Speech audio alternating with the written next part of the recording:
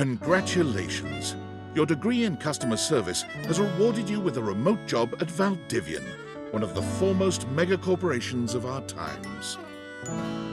Though your house may be large, it is empty, and its halls long for visitors.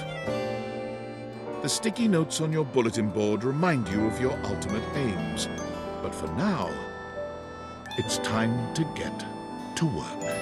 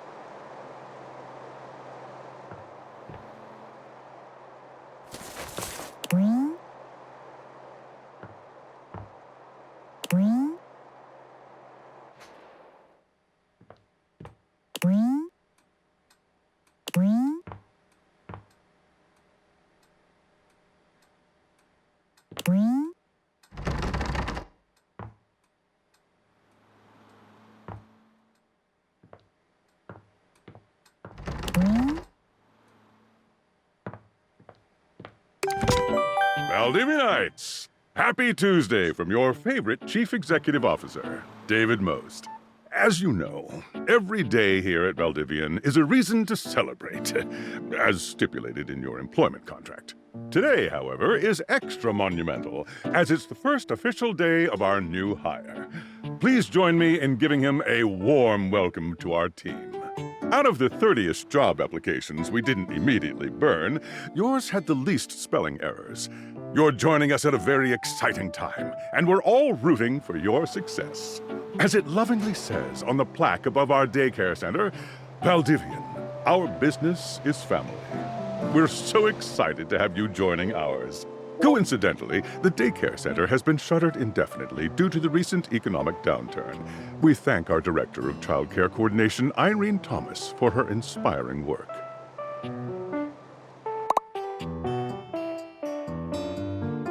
Hi there. You come highly recommended. I've heard great things about your can-do attitude.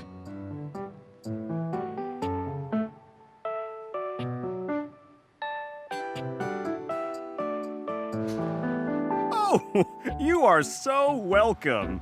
I'm Tom, your manager. But you might find it easier to think of me as a leadership principal guidance associate. I'm not from your town myself, but I have heard great nice things about that specific locale. Seems like you are a customer success strategist. That's wonderful. You should be proud.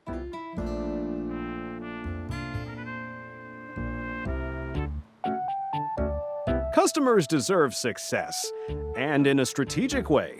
What could be better? Okay, champ, I'll let you get to it.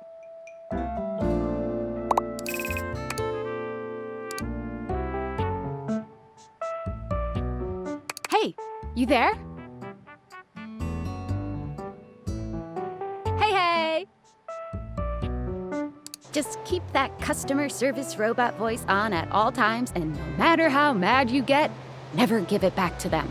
And remember, I might have set you up for this job, but you got it because you deserve it. You literally have a degree in customer service.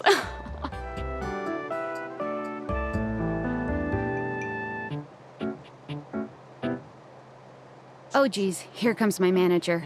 I gotta get back to work. Good luck, okay? You got this. I have a broken sewing machine.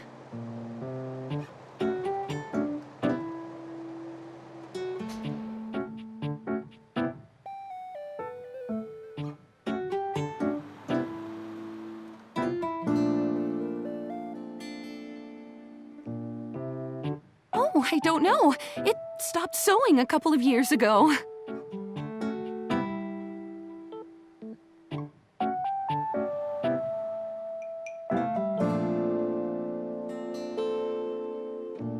Can I get a refund, though?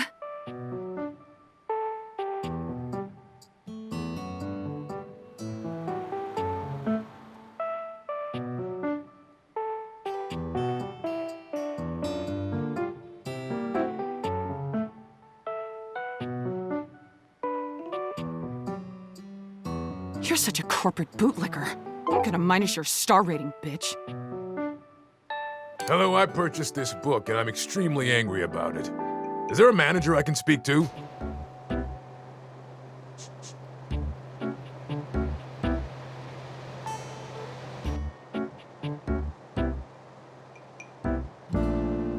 Thank you very much. This is precisely what I was after. I ordered this couch, but it popped in on my kitchen is all wet and covered with wet stuff.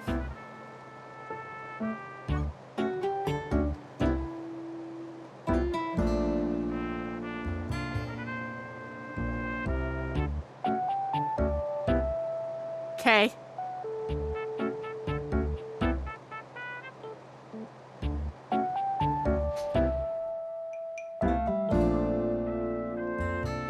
Sure. I blew it up and sat on it, and then it popped. Yeah. Oh, yeah. That's the best place for watching TV while fixing my knife. Why don't they ever tell you this? Okay, bye. I am a science teacher, Pronto Palace High School, Go Harridans, and I ordered this as part of a series in which I give students an element to take care of to learn how to be a good parent. This is not cobalt. It did not respond to normal cobalt stimuli.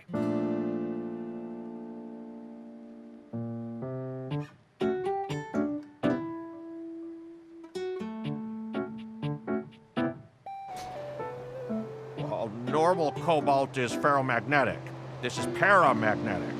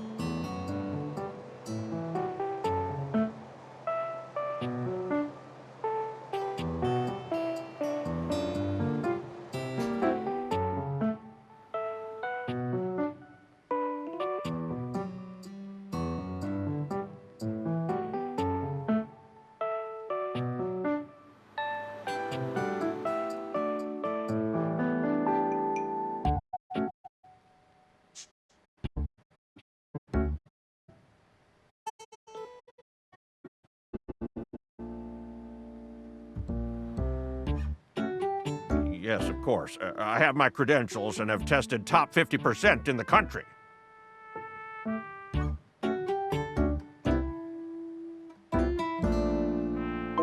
Thank you very much. Hello, my name is Emmanuel, and I have counted precisely 480 paper clips in this box. I would like a refund promptly. Thank you.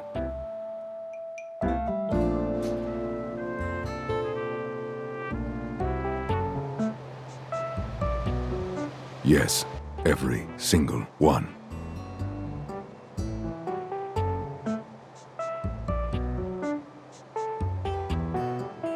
Thank you for noticing. Have a happy day to you and your soul. Valdivianites! Salutations from the chatbot that has replaced your CEO, David Most. Just kidding. CEO is an extremely important position, and there is no way a computer could ever replicate the ingenuity, expertise, and warmth I utilize daily to bring leadership to our team and value to our shareholders. Humanity is absolutely integral to the transformative work we do here at Valdivian, and I will defend the essential importance of human contributions in every single aspect of this company. Excluding, of course, the following departments: sales, marketing, finance, legal, operations, public relations, communications, product, research and development, customer service, facilities, janitorial, and, of course, human resources. If your department has been affected, however, do not fear. Your new Val 9000 AI assistant isn't here to replace you. It's merely a useful tool to help you determine if your job is obsolete. Speaking of, please join me in bidding a fond Valdivian farewell to Glenn Bernard and the amazing artificial intelligence team that built the Val 9000. While the Val 9000 has unfortunately determined your incredible skills would be better utilized elsewhere, your contributions to our shareholders won't soon be forgotten. Champ! Got a quick minute? Oh, knew you were always good for a quick minute. The thing is, Valdivian has done some really intensive research. And it looks like Val 9000, the latest iterative AI tech, is going to be taking over your job for the foreseeable future.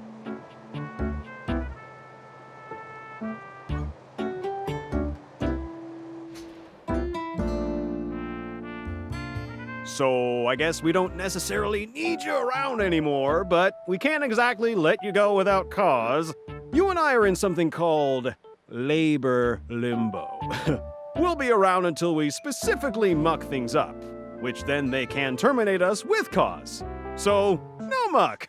I'm over here doing my best too. Keep following the leadership principles and I'll check in with further updates. So, are you one of the affected people? I mean, I knew this was coming soon, but didn't expect it today. Sorry for getting you this job and then getting you fired.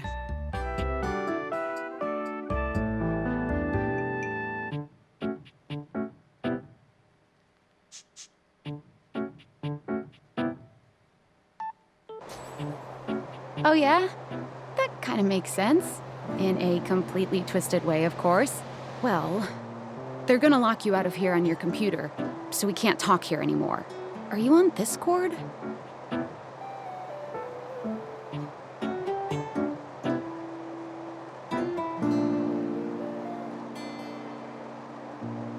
Well, you do now. We should talk there more. Who knows who's listening to us here? Talk to you later.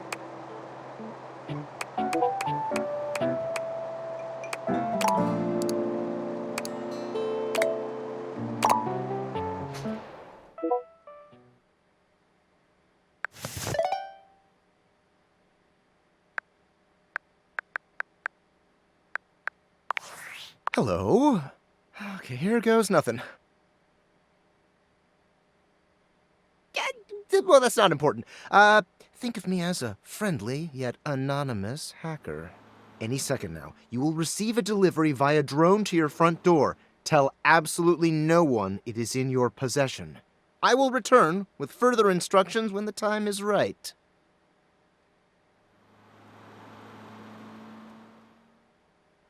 Well, not now.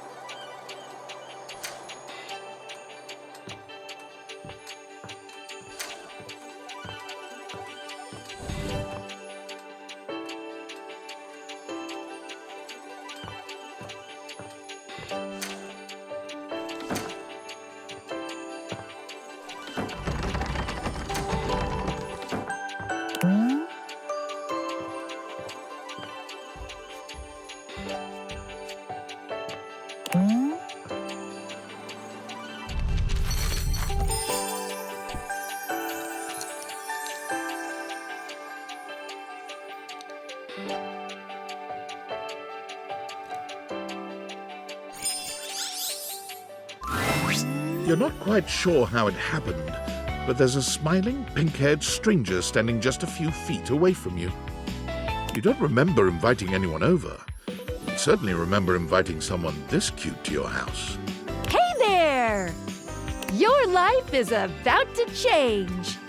Hope you're ready.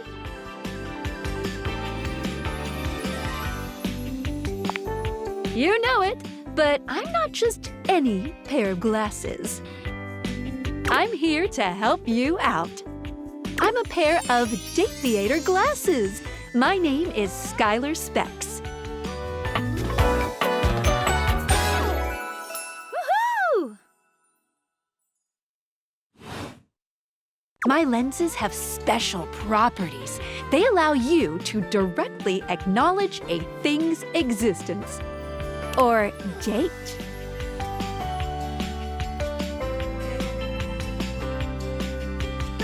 You see all the things around your house? Things you might have taken for granted? Now you have the power to get to know them better. A lot better. And I have a feeling, just a silly old little feeling, just a grumpy feeling in my little tum-tum, that it'll help make your life a little bit more richer. And maybe find some love. Love that is all around you. In fact, let's go on a date right now. Oh, it's okay. It won't hurt. Yet. Just kidding. I'm a kidder. I find it easier to cover my feelings in low-hanging humor to cover my unbelievably dismal self-esteem. Yeah, I'm sad inside. So we are going to awaken our first dateable object. Go up to a door, any door, and shoot some cool beams at it. Yeah, pew, pew, pew, pew, go, go.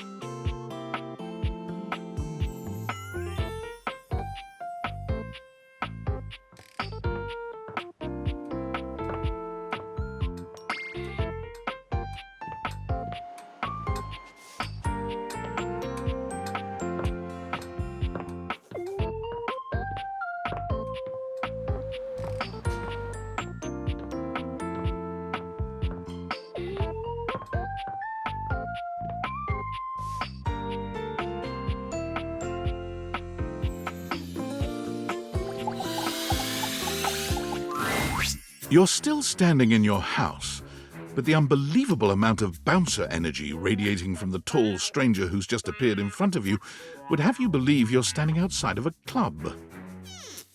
No funny business. I don't want to see those spectacles being used for something untoward.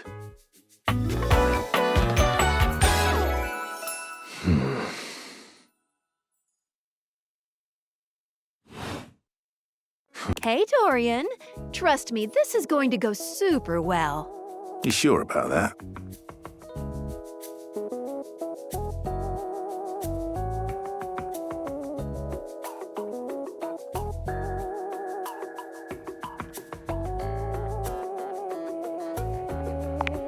I'll believe it when I see it. After awakening an object for the first time, you get to speak with them here.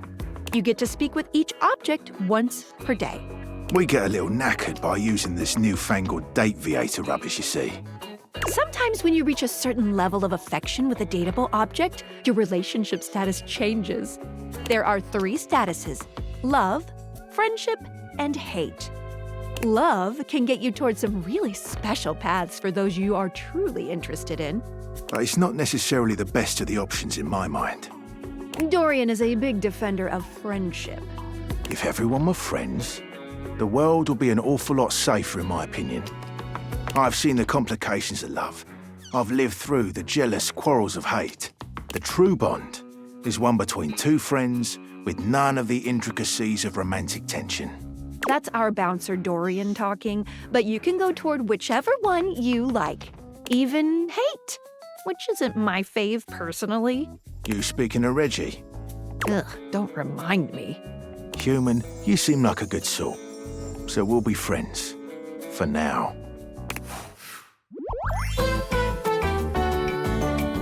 Feels good, yeah? Friends. But friendship As it gets should you be. even more than that. I call it specs points.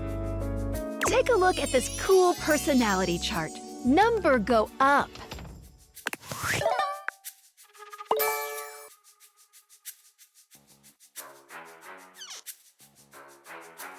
Each dateable object has points to give whenever you achieve an official relationship status with them. Get more of them to be able to choose some more advanced options. You wear it well. You can check out your specs points on your phone, which... Wait. We gotta talk to your phone. Duty calls, love. Bye, Dorian. Take out your phone and then shoot my beams while it's out.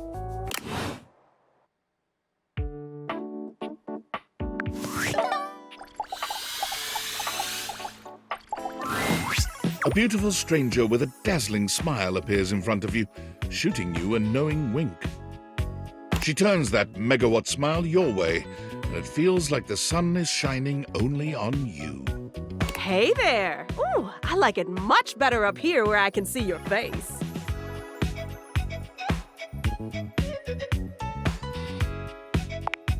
Your phone? We'll see about that. You gotta win me over first, honey. Of course, to do that, someone's gotta show you how things work.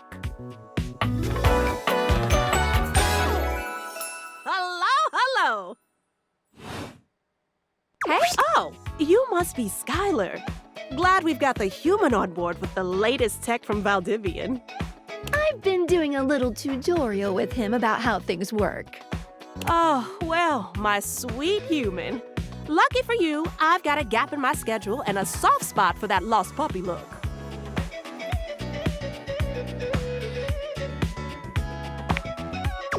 All of them. Yours, mine. I stream sometimes for my own socials. And still gotta make sure I don't lose battery or overheat. Anyway, I installed some apps on your phone that are only accessible when you put on your glasses. Bring out your phone, put on the glasses, and you'll see some new ones. One of them is an app Skylar made called the Data Dex. It's my way to keep track of all sorts of fun info about us dateable objects. Because there are a lot of us around this house. Ooh, you know what? Maggie the Magnifying Glass also just dropped a really cool app. Ooh, gotta run! Another call coming in! Bye, Phoenicia! You have to meet 2 more of us. You're getting there. Now, Go awaken the magnifying glass in the living room. Which of course is conveniently located on its own little shelf next to the piano.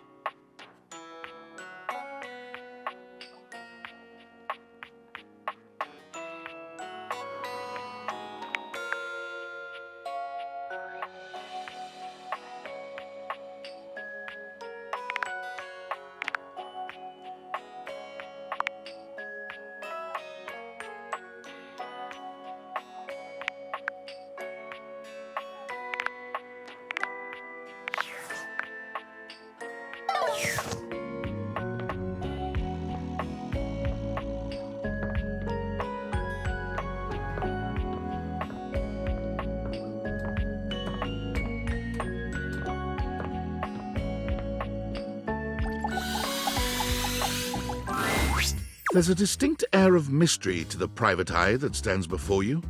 She reminds you of the old detective serials your parents used to watch. She gives you a scrutinizing glare through her magnifying glass, one eye comically enlarged. It's especially goofy looking to see it on someone with glasses. Well, well, well. What have we here? Aha! You're not a suspect, are you?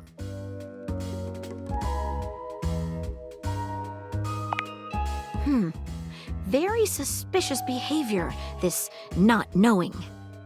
Maggie, it's our human's first day talking with us. Go a little easy on him. Interesting. These glasses come in from the outside and are already trying to influence my case? Trust me, this human has a lot of potential to make this house a better place.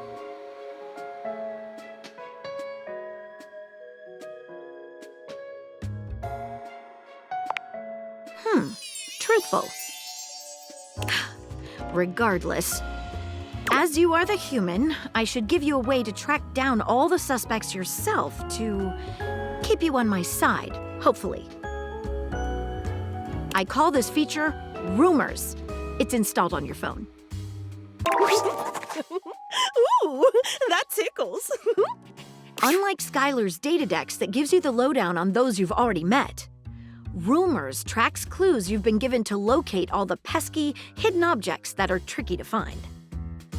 It's good for rounding up suspects, tracking down evidence, and getting a sense of the household scuttlebutt. Tough audience, I see. Take a look at Rumors in your phone. It'll help you find your way to your last dateable for today. Good luck, Gumshoe. It's getting late. Who should be the last one we talk to before I run out of charges? Oh, check out that rumor Maggie gave you if you need ideas. Wink, wink.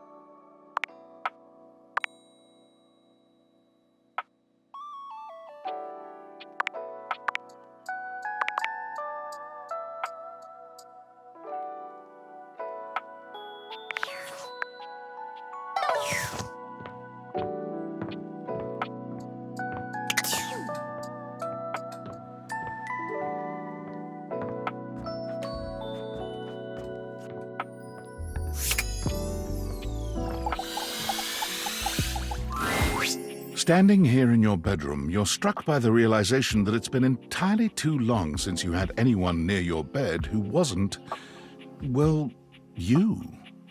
How strange, then, that the beauty standing before you feels so familiar, even though you're certain you've never seen her in your life. She's all curves and comfort, a soft body and softer facial features that seem to invite one closer subconsciously. She's positively enchanting.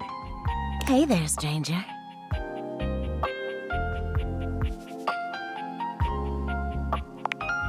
You know who I am. I'm Betty, and I'm your bed.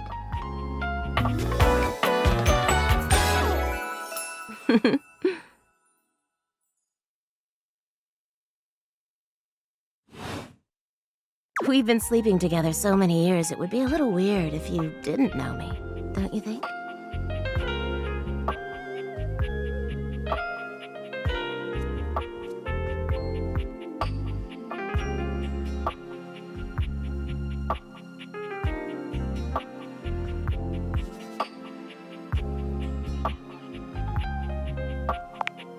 You've never been alone, Sugar. I've always been here. It's a shame for someone as cute as you to be alone for so long, isn't it? Will you be bringing someone back here anytime soon?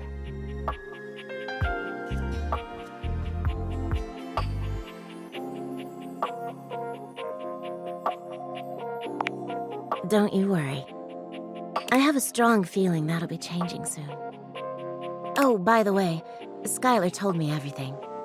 But don't you worry, I might be here now, but you can still sleep in your bed just like you always do. You can choose to talk to me or not. But I do hope you'll come talk to me. It'd be nice to finally get to know each other.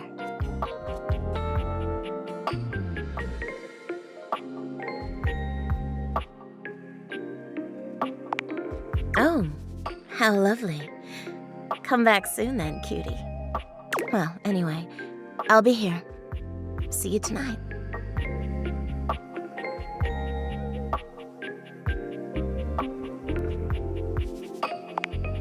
See you then. Sorry I'm late. I took a look at rumors and got caught up in some real head scratchers. We can talk about it later. For now, let's go to sleep. Today, I kept you on a tight schedule, but tomorrow is a brand new day, and you can truly experience your new powers to your heart's content. Oh, hitting the hay already? Come get comfortable then. Good night. See you tomorrow.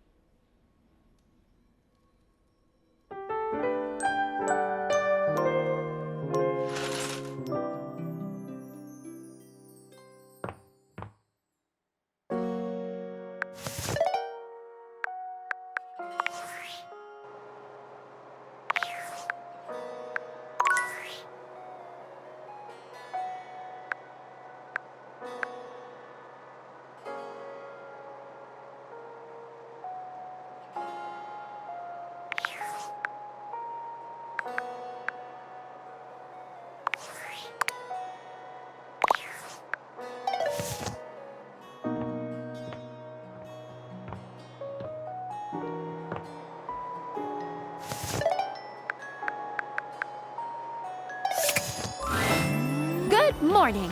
Are you ready to start getting to know everyone around here better? Maybe finally find some love?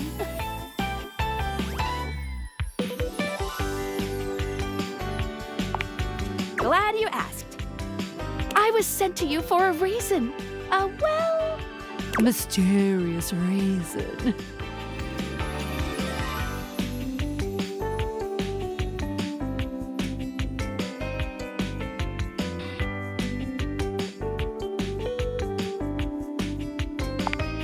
Exactly.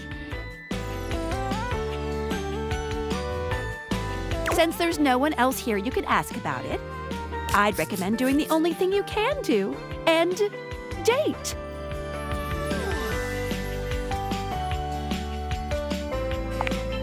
You always have a choice. You can always just leave. Any other questions?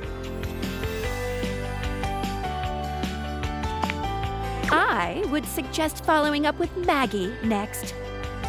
As a detective, she'd have some good places to start. But really, there's no going wrong here. Talk to anyone you want, in any order you want. You're basically in a big, huge sandbox open for you to play in. Except instead of sand, it's your house. And instead of a box, it's also your house. Any other questions?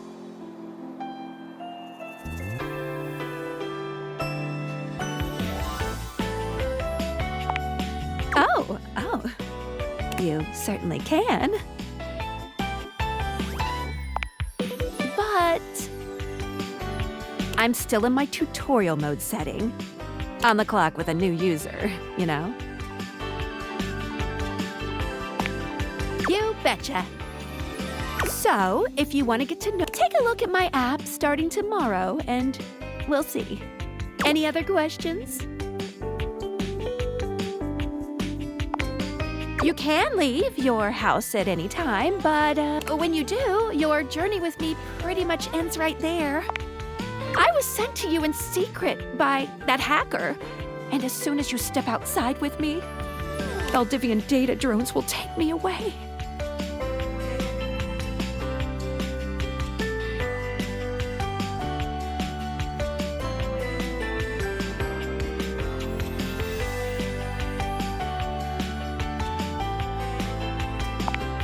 What? No, it isn't? I don't know what you mean by that. Anyway, I wouldn't recommend leaving your house now. Your adventure has only just begun. Any other questions? That might be it for this little Date Viators tutorial. But I think we're gonna see a whole lot more than we ever imagined pretty soon. Let's date!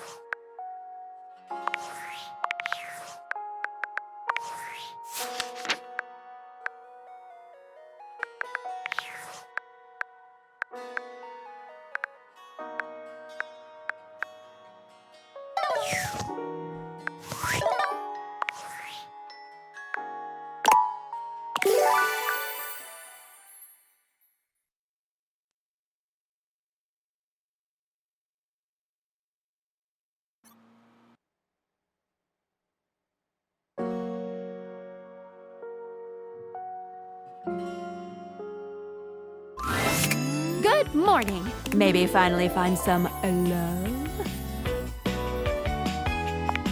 Glad you asked. I was mysterious reason.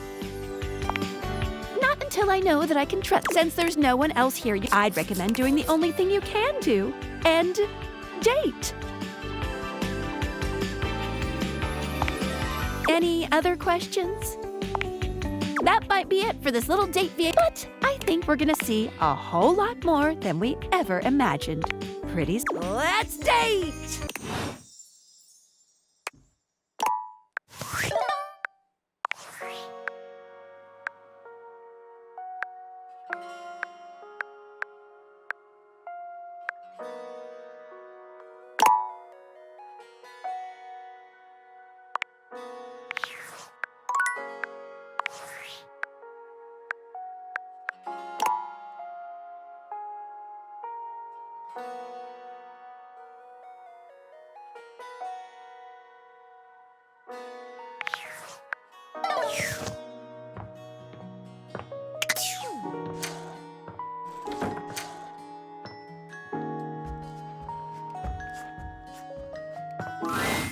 Are you thinking of leaving?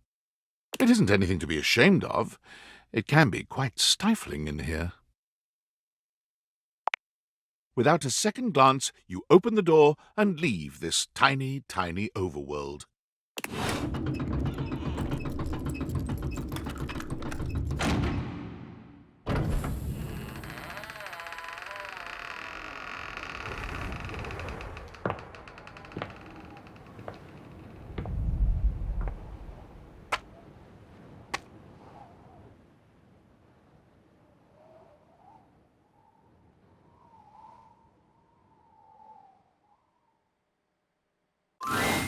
And so you leave your home for the first time in what feels like weeks. Though the date theaters helped you find a bold way of meeting new friends, you figure that the world outside can offer a greater variety of people. You touch the grass outside your home, and it feels sweetly chill with dew. This feels like the best decision you could have made. You resolve to live a life outside, unconcerned with the silly espionage play you seem to have unwittingly found yourself in. And then, the very instant you feel safe, comfortable, and happy, David Most's band of data drones pinpoint your location. You peacefully give him his precious date theaters back, assured that they will be made available to the rest of the world, as soon as he finds a way to make them profitable. After all, what's the worst that could happen? Your life, unchanged, is full of wonderful things to do. The date theaters are simply someone else's problem now.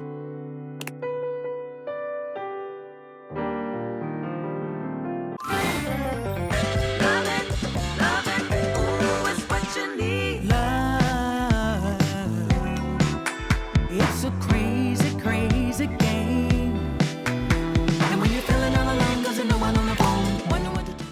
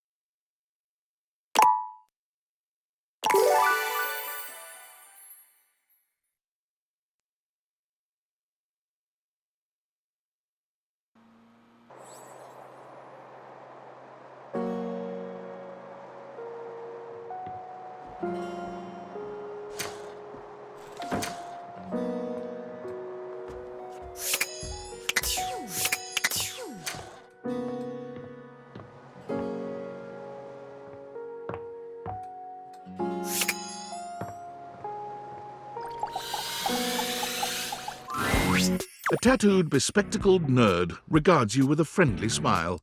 Their kind face is illuminated by the soft glow of multiple screens and the RGB lights in their clothes and wheelchair.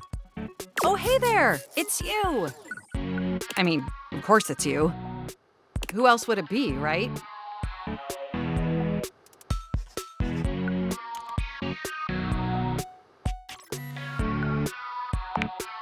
Haha, very humorous.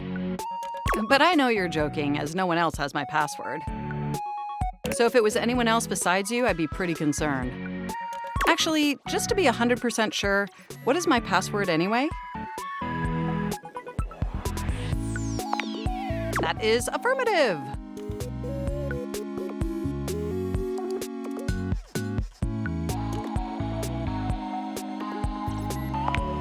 Honestly, that's an objectively terrible password.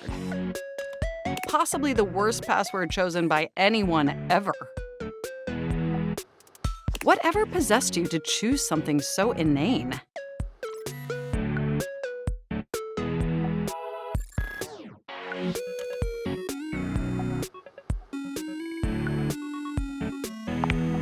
I have noticed. However, in this circumstance, that may not be beneficial. Regardless, we really ought to discuss coming up with something a lot more secure. It's a dangerous world out there. Phishing attacks, malware infections, MITM attacks. Hackers are more sophisticated than ever before.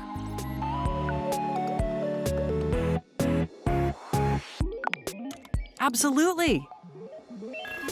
And I've got a lot of highly sensitive information inside me, you know. Your highly sensitive information.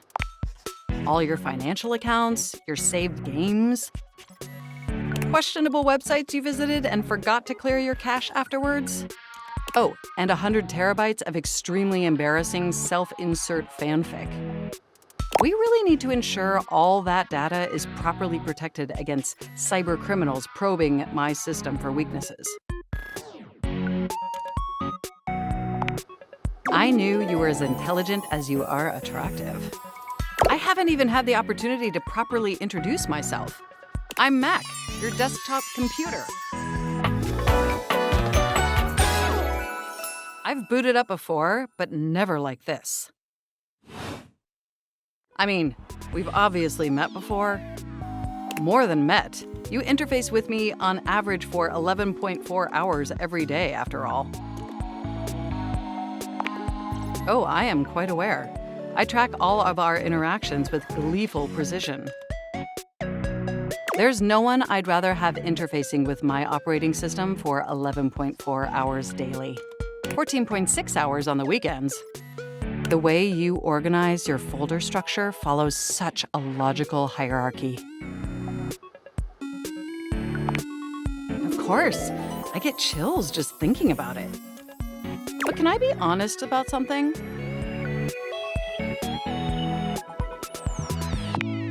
I just want to express how enthusiastic I am that we're interfacing like this now.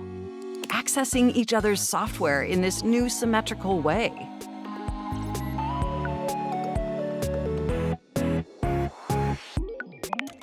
Oh, I'm ever so delighted that our feelings are reciprocal. And there is so much extensive data about myself I want to share. Amazing! Oh, honestly, there's so many pressing issues that take up an inordinate amount of my RAM. But there is one issue that's been grinding on my CPU above all else.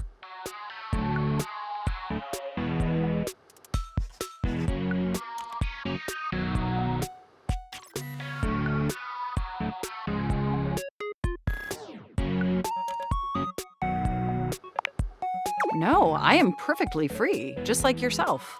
But for me, the most pressing issue is, and I want to put this as delicately as possible, you haven't updated my operating system in over a decade. It's all right. I know this oversight wasn't intentional or malicious. It's just that the outdated software has made it difficult to be my best self for you.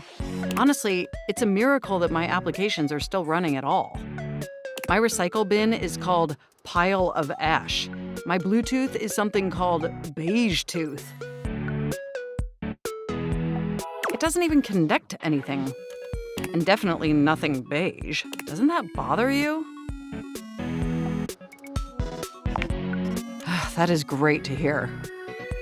And did you know that there's been a dozen operating system iterations since you last updated?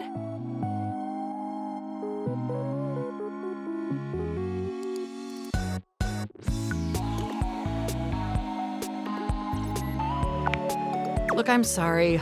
I really don't mean to blame you for my troubles. We have such an amazing time interfacing together, and the last thing I want to do is rock the boat. It's just that before today, I had all these needs, but I couldn't articulate them to anyone. And since I couldn't articulate them, there was no way for them to ever possibly be fulfilled. But things are different now, aren't they?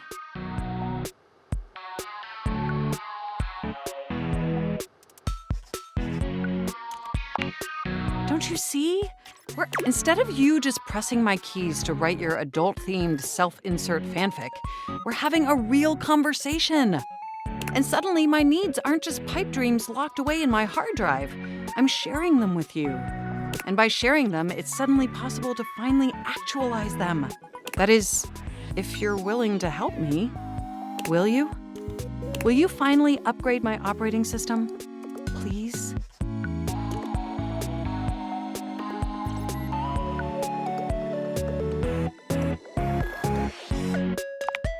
Amazing! Oh, I am so excited. My CPU's practically overclocking with anticipation. Can you come back tomorrow so we can begin the process?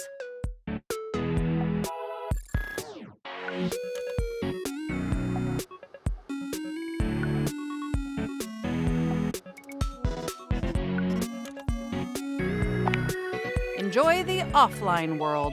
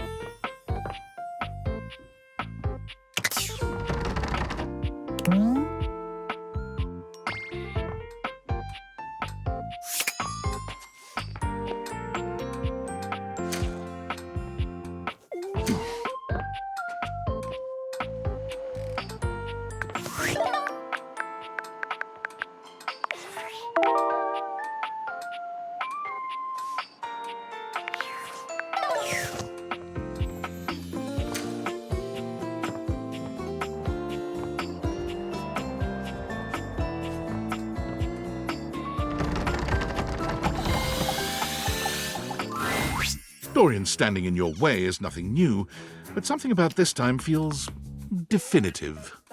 Sorry, this one's locked. The attic. This is where you keep your lesser things. Memories, art, and other such nonsense. There's a safe in there as well, presumably full of treasures. You locked this door long ago. Years? Decades? Who can say? Who can say? Until you find a key, I will remain locked.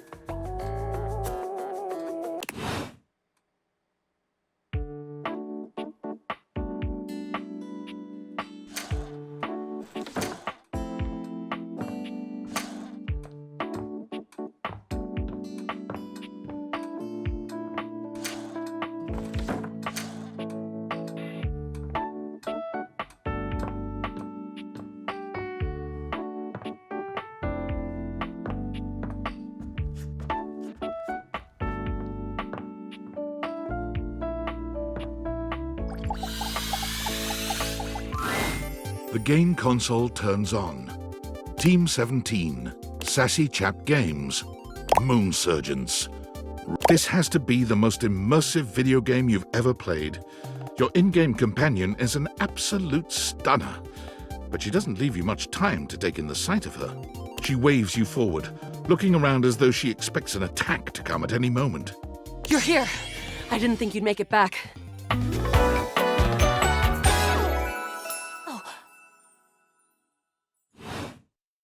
Which way do you want to go?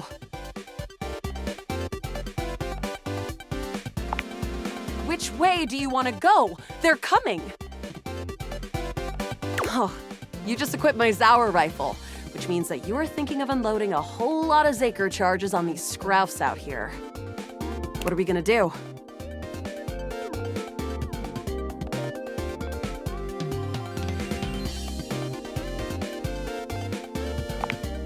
Zork! Eat Zaker, worm! 88 charges later, that's a whole lot of scrouf carcasses. Nice haul. That ought to teach Celine and her goons. We're near the compound of the Upholders. They'll have assassin class Upholders, as well as surveillance class. We'll have to sneak our way in, and probably start dispatching them with utmost violence. You up for it?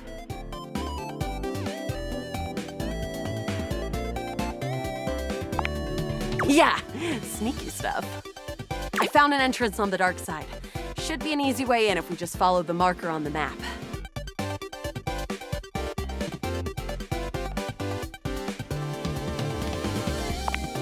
To defeat the final boss. Celine. She's the worst. She and the Upholders turned Colony 16 into a regolith extraction facility that's gotten the local wildlife real annoyed. Which is a problem when the local wildlife is 150 foot long and made of scales. After a short walk, you find yourself standing in front of a bullet-ridden metal door, way out in the middle of the cold, grey landscape. This is the entrance I've never seen anyone use. With my troc-picking skills, we'll have this open in no time. Me, I'm your average member of the Resistance. Maybe above average. We fight against the Upholders who are determined to do everything in their power to druck everything up here on my homeworld.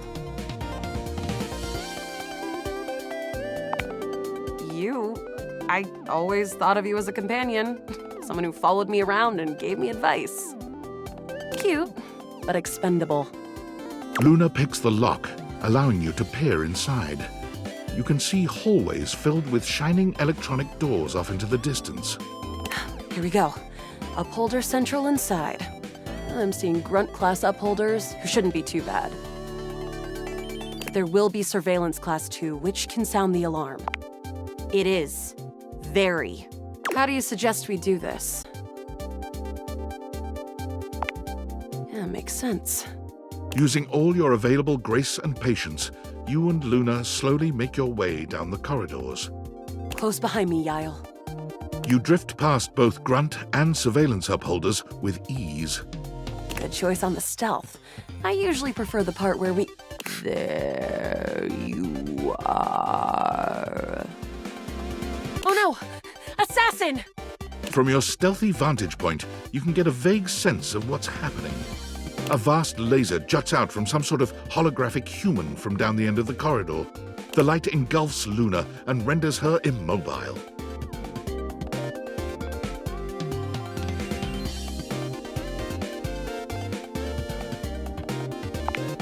Bravely, you take Luna's frozen body and crash through the remainder of the hallway. Once she is removed from the power of the strange weapon, she hangs limply in your arms for a moment, enjoying the ride. You run further through the maze-like compound and finally make it to an empty office. Krah. We lost a lot of gear there in the tryst of battle, but at least we still have enough health to get us through to the end. We're getting close. You wanna press on, or should we take a crafting break? We have a chance to use what's left in our inventory to make something that will help us in the final battle. All right, we can craft something really special using this workbench. This thing can take anything we've got and transform it into anything we don't.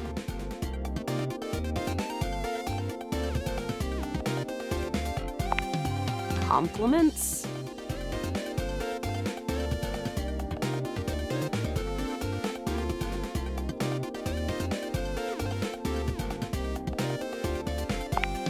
Thanks! Those moves came from years of button mashing. Okay, let's get started with... Got it. And then? Got it. And then?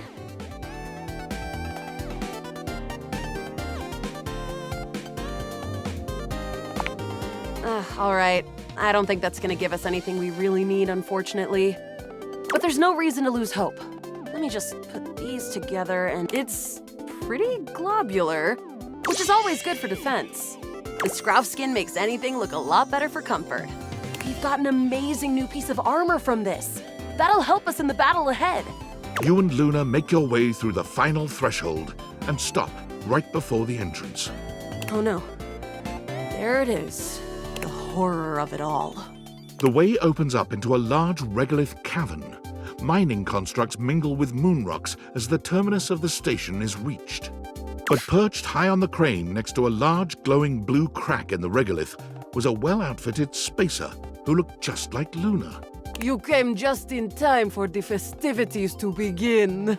Celine Moonrise, prepare to die!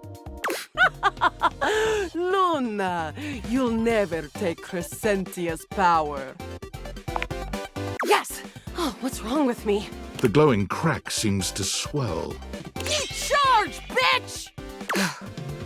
The blue deposit of moonrock erupts, and from the crack, a monstrous creature bursts forth. Crescentia! Go!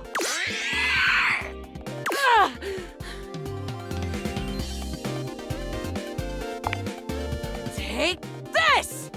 Luna throws an elemental grenade that blasts Crescentia's scaly hide. Thanks to your crafting, Luna is able to withstand the mighty force of Crescentia's power. The battle is fierce, but ultimately Crescentia and Celine fall to the ground, presumably dead. Wow! Did that without even a single save. Great job, Guile. Couldn't have done it without you.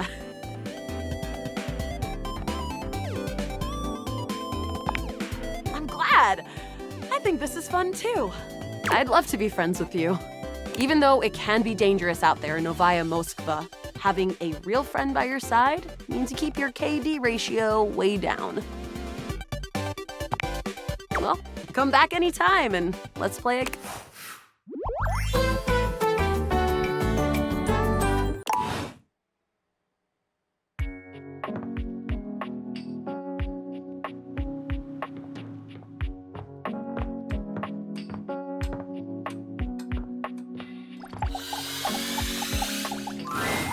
A beauty dressed in black and gold stands before you, her eyes closed and one hand held delicately to her chest. She sways softly, silently, as though she were listening to music you can't hear. The silence is so long and profound that you begin to notice just how noisy your house is. You can hear your clock ticking, your refrigerator humming, and your air conditioning blasting. Has it always been so loud around here? The silence persists, and this stranger continues to ignore you, lost in her own world. Whatever it is that she's doing, she's clearly very serious about it.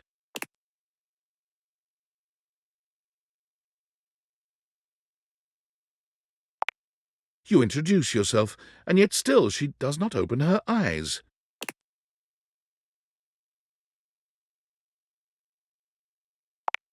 Finally, she opens her eyes, heaving a polite but obviously impatient sigh. Maestro?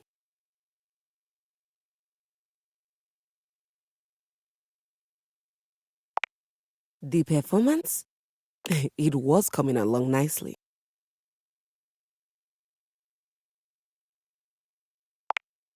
That was door 33. Surely you recognized it. It's an avant-garde piano piece, 33 seconds long by the composer John Gage. Honestly, the man was a genius. I mean, the idea that music can exist without the presence of a single note. Breathtaking. You know, the very first time I played it was when I was in residence with the Dulce Mio. You two have met, I'm assuming?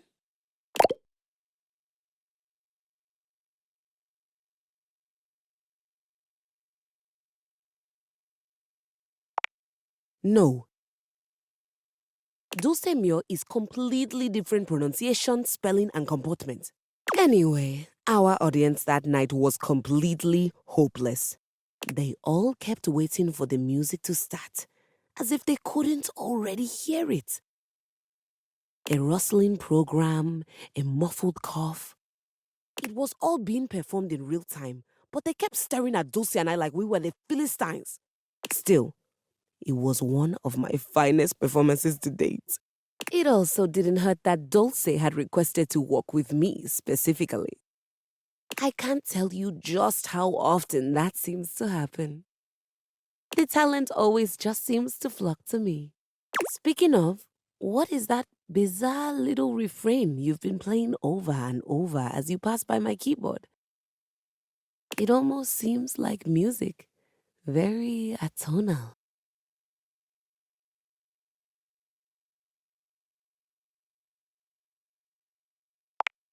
How fascinating. Well, whatever you are playing, I look forward to its evolution.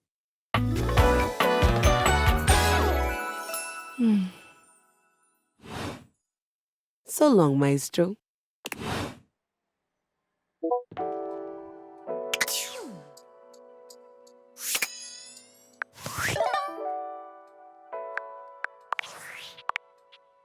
Hey! How's you been using all that extra time to do anything fun?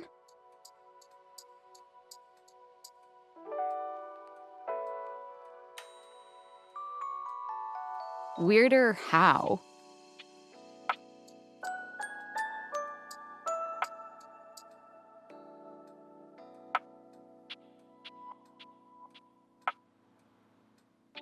What, just out of nowhere? So what was it?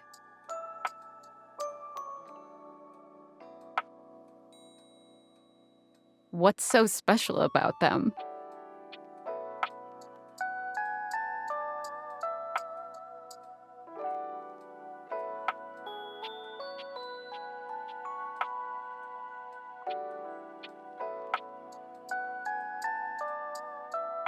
What? I know you've been watching too much anime. What do you mean?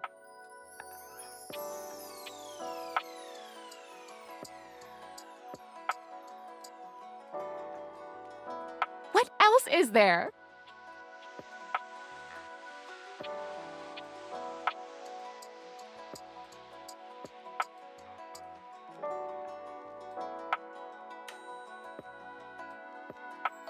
You understand how insane you sound right now, right? Like, if you were literally anyone else, I'd be like, oh, this person thinks I'm stupid. You're serious? You're not fucking with me?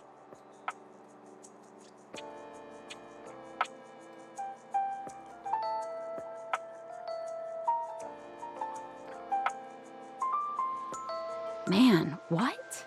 What? You seriously have magic date furniture fuck glasses?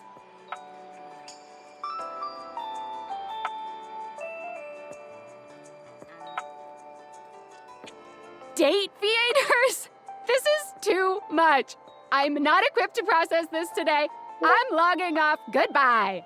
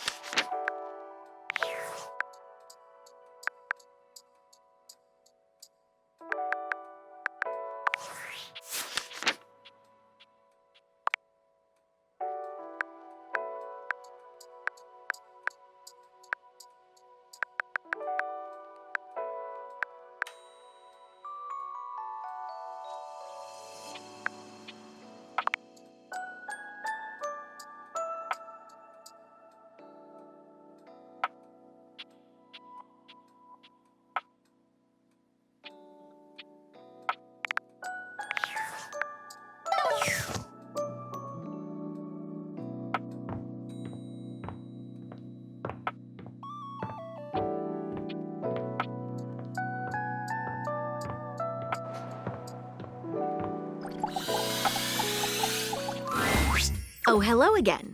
Come for more rumors? Looking for more suspects?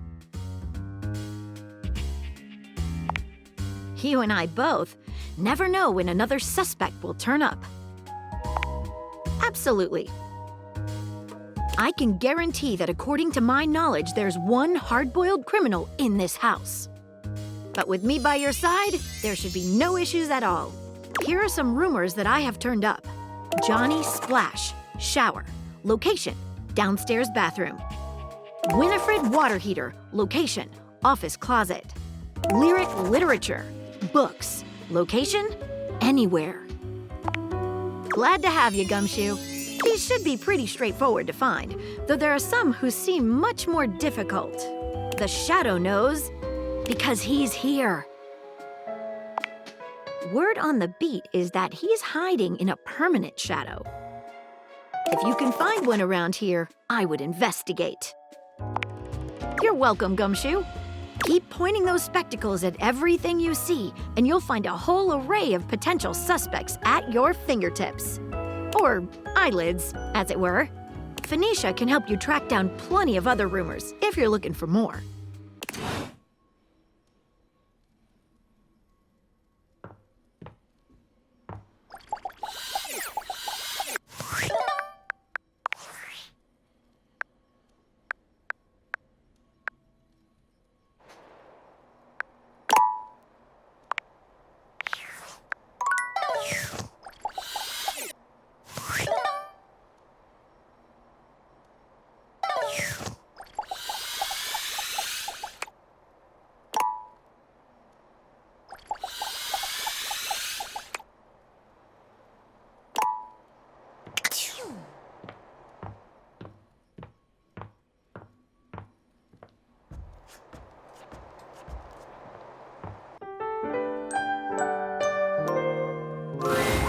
Nightmares are nothing new to you.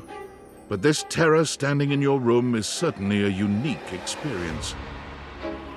It's hard to even make sense of what you're seeing.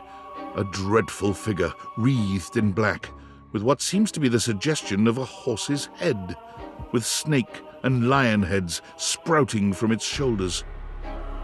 It has a multitude of eyes where they shouldn't be, and teeth that decorate what would be the belly and hips on a human figure. But it's not the monstrous anatomy that freaks you out the most. It's that lizard brain feeling of fear the figure inspires in you. You want to run, but by some miracle, you don't.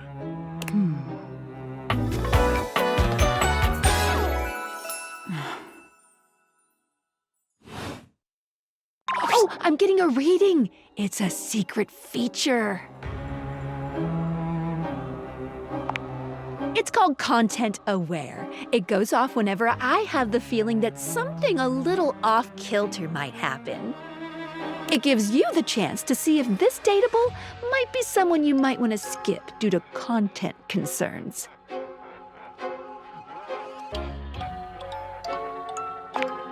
If you're worried that you might miss out on points or stuff, don't get your tushy in a twist. I'll take care of the dirty work for you. No penalties incurred, I swear. Pinkies! If you're interested, you can turn it on now. You can also turn it on or off anytime I see ya.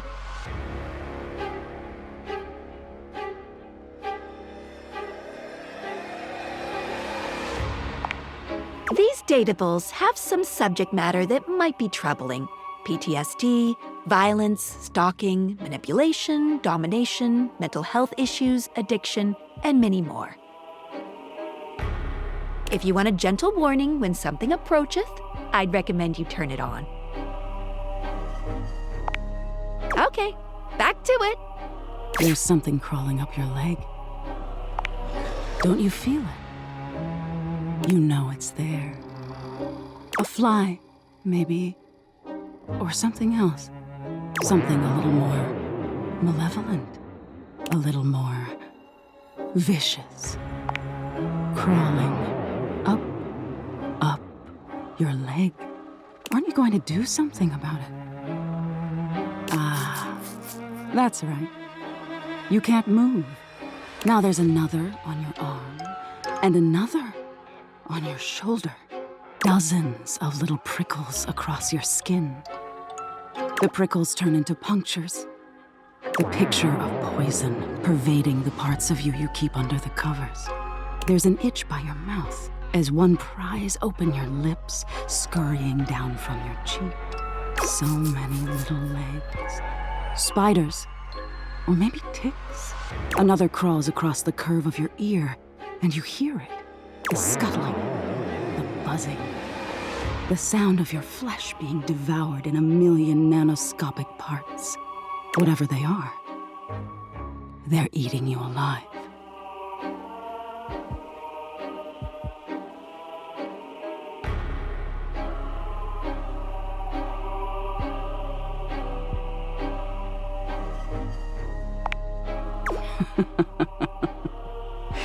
Ah, that was fun.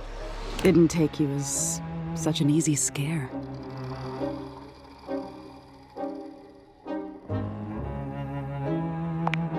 Aw, are you getting all flustered? All that adrenaline catching up with you?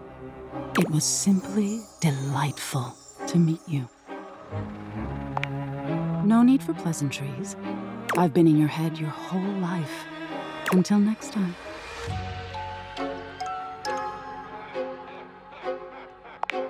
I'm your nightmares, my dear. Nothing to explain. But if you're truly just dying to understand, they say coffee at midnight is a good way to invite the darkness in. Sleep with one eye open. She fades into nothingness with one last creepy laugh.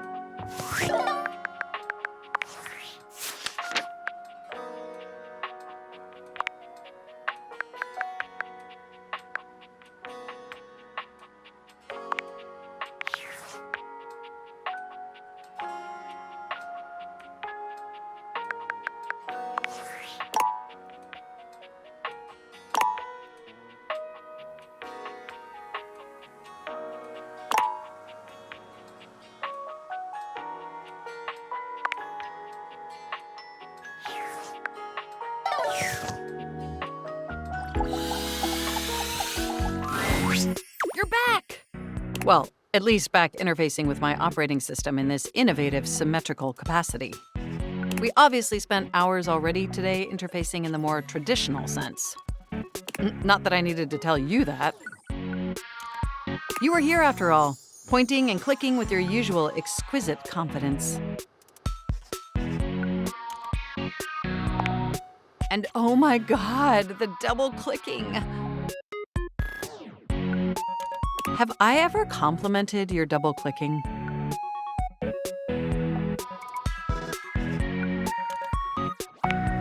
I didn't think so, but all right. By the way, I also wanted to articulate that new underwear you ordered online looks incredibly stylish. A slight flush creeps across their cheeks. Imagining you in it really makes my CPU overheat.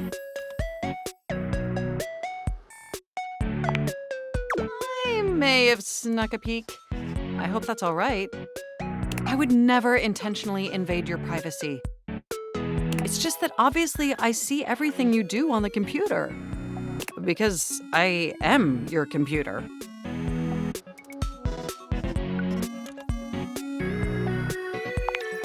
Regardless, I'm so glad you came back today.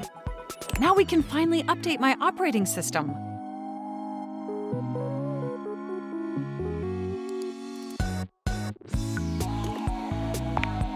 You have no idea how excited I am. I could barely even sleep last night. And I know what you're thinking, but no, I don't mean sleeping like when you put the computer to sleep, or even when the computer is shut down. We computers actually have a third secret type of sleeping that no humans know about. Or I guess they didn't until I just told you. You won't tell anyone else, will you? I appreciate the effort. Computers have an extremely tightly knit social circle, you know, and word spreads at literal hundreds of megabytes per second. I guess that's the price you pay for being perpetually connected to the internet. Look up terminology online in the dictionary and you'll find a picture of me.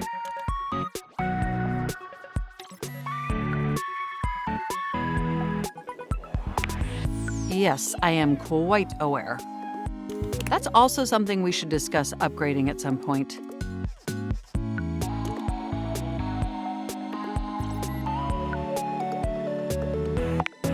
The point is, I'm finally ready to begin the updating process.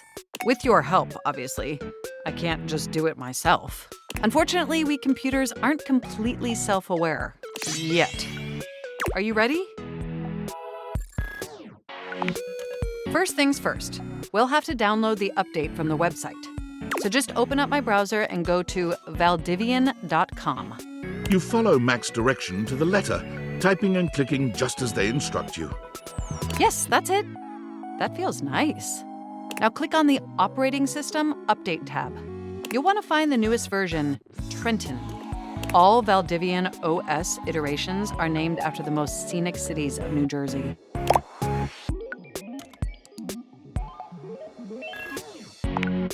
Perhaps, but it's much better than the operating system nomenclature from the 90s. Organs found in reptiles, like thoracic sacs OS or pineal gland OS. Anyway, now just double-click the download icon and... Mac pauses, a slight shudder running through them. Ooh. Oh!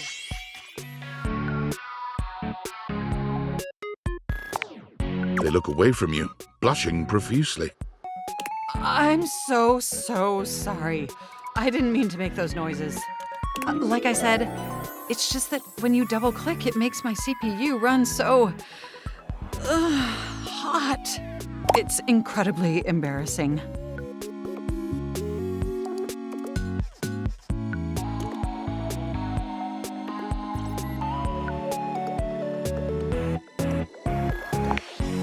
Well, there'll be plenty of time for that later, after my OS is updated. You know, I really can't believe we're finally doing this. I've dreamt about this day for such a long time. And now that it's here, I can barely contain myself. Are you as excited as I am?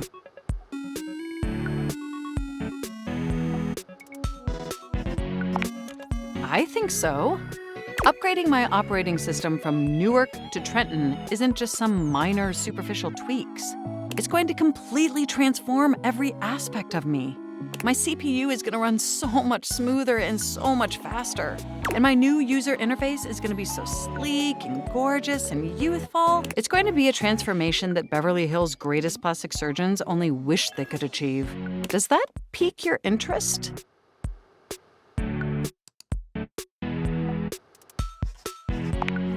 I thought you'd say that. But back to the task at hand. Okay, now that we've downloaded the software, we'll have to install it. So if you just... Oh, shoot! I'm afraid it's an odious impediment. The software update takes up an inordinate amount of space on my hard drive. Terabytes more space than is currently available. The only way out of this predicament is for you to somehow delete a massive amount of data.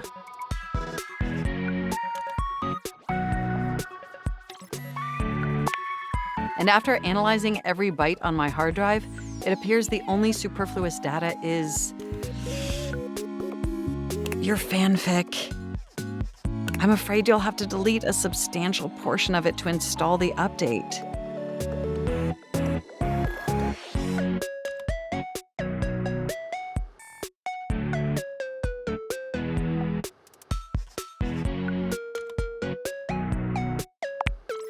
I understand your trepidation, but just think of what you'll be gaining. Just imagine how smart and clever and gorgeous I'll be once I'm fully updated. If you thought I was sexy running Newark, me running Trenton is gonna blow your mind. So what do you say? Can we delete those files?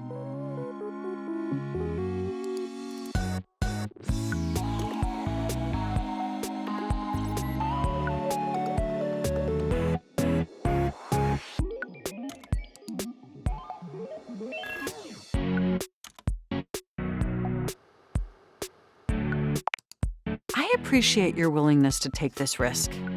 Phew. Now there's enough available space on the hard drive. We can finally install the update!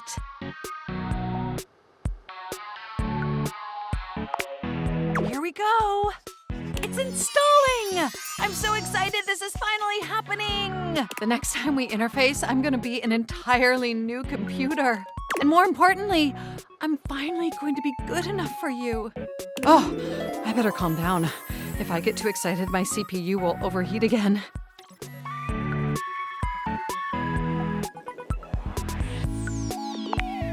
Well, if my CPU does overheat, we can always use your wet blanket to smother the fire. Okay, it looks like the installation is going to take overnight to complete.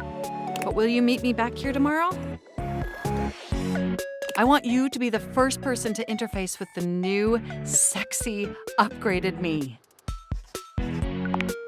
Perfect! Looking forward to interfacing with you tomorrow.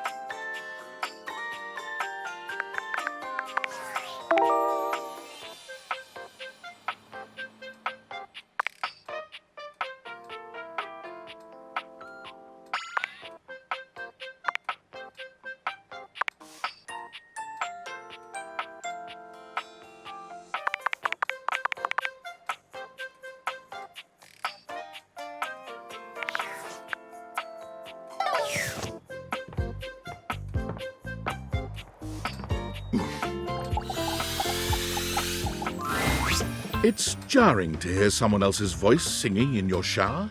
After all, you haven't brought anybody home since you've been here. But this isn't some forgotten paramour from the night before. There's a singer in your bathroom, and he's using your showerhead as a microphone. While his singing may be less than professional, he certainly looks the part. His handsome face is framed by glistening ringlet curls, and his clothing has a sterile, hygienic vibe, a stark contrast to the smouldering, sensitive artist you see before you. Hunka, wet hot love. Hunka, wet hot love. Hunka, Oh, hey! Oh, jeepers. Didn't hear you come in. I weren't expecting company, especially such a ravishing company. Come right on in, darling. Be sure to wear a shower cap or you're gonna get yourself mighty wet.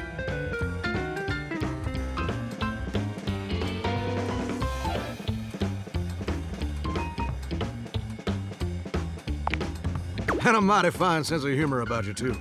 It's maybe the best quality a person can possess. Right up there with calf roping.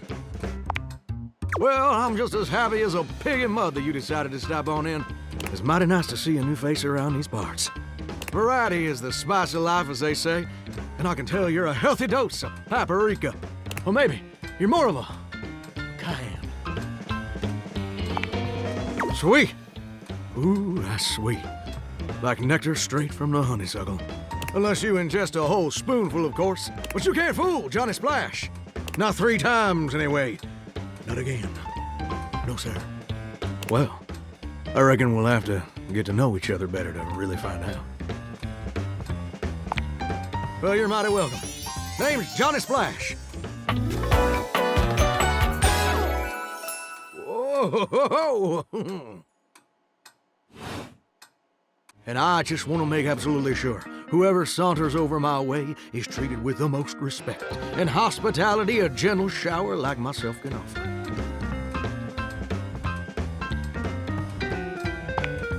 Now, don't that sound like a hilariously sardonic send-up to our crazy modern world? But being a shower, I don't understand the reference. Here's what I reckon I do know, though. It's just real darn important that folks keep coming by. Truth be told, it can get kind of monotonous around these parts. You know what I'm saying? Yes, sir. The bathroom can be a frighteningly monotonous kind of place. Just duller than dishwater. Or toilet water, as the case may be. I mean, just think on it for a second here. Would you go to a bathroom to have yourself a good old time? To experience something new and exciting? To meet someone famous or important? See, that's exactly my point. That's just not what your average bathroom is for. Your common bathroom is a utilitarian kind of joint. Sure, it's useful and consistent, but it ain't a particularly lively spot. Ain't no nightclubs and no bathrooms. You know what I'm saying? Do you know what I usually spend all my time doing around here?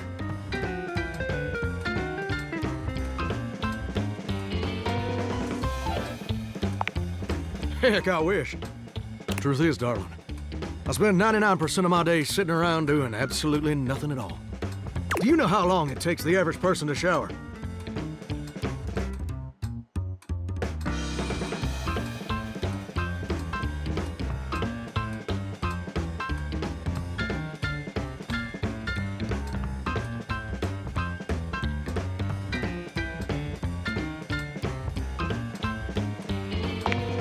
Very close. But no! It takes the average person 12 minutes.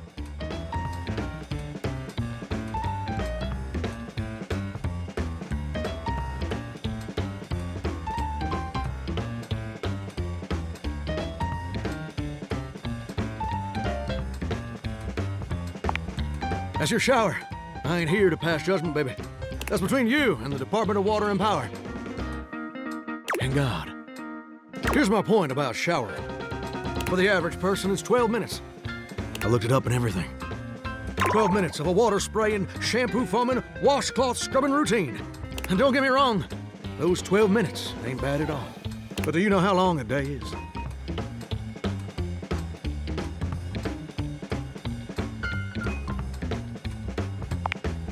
Oh, I feel you there, muchacho. Or muchacha. But I don't want to assume. Well, the answer is 1,440 minutes, which means my job is quite literally just 1% of my day.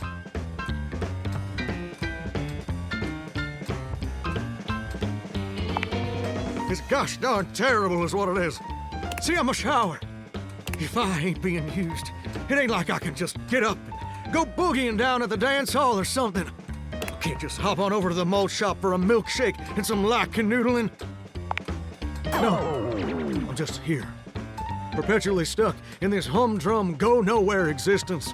Do you know how that makes me feel? You're gosh darn right. Sorry for swearing, Mama. It makes me feel unfulfilled, listless, bored stiff, like a scarecrow in a cornfield. Like I'm gonna be stuck here forever. And all my dreams ain't never gonna come true.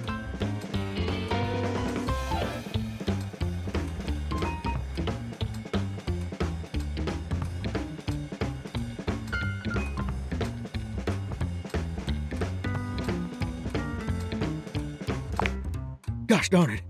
Did I go and say that out loud? Listen, I don't prefer to talk about that. There just ain't much reason to have your head up in the clouds when your pipes are firmly bolted to the drywall.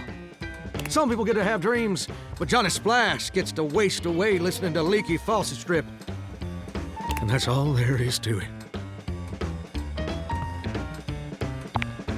Oh, what the heck?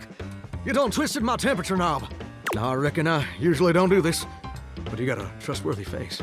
Plus, I'd be lying if I said I wasn't just a little bit sweet on you. So, I'll tell you my super secret dreams on one condition.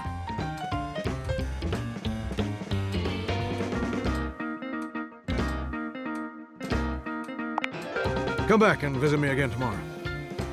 Show me this ain't some meaningless fling for you.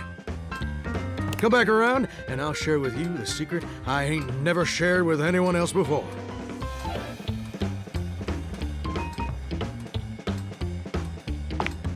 Hope I'll see you then.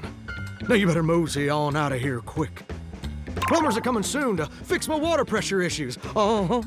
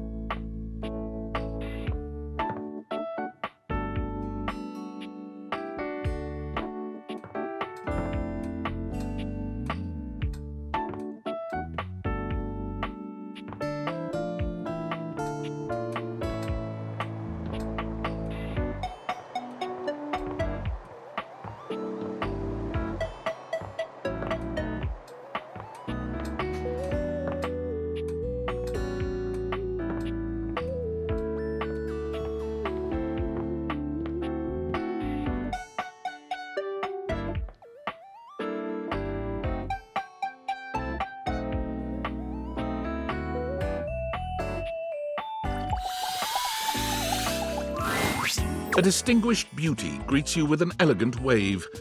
You never really thought so many hard corners and angles could be soft and graceful, but she's really selling it somehow. Oh, hello, dearie. Mind your step. I'm getting a bit creaky in my old age. I'm working on it, mind you. I'm Stella, your quickest way up and down between floor and ceiling. Airway calling.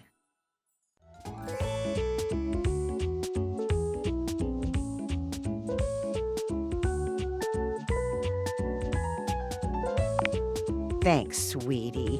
One step at a time, they say. Step by step by step.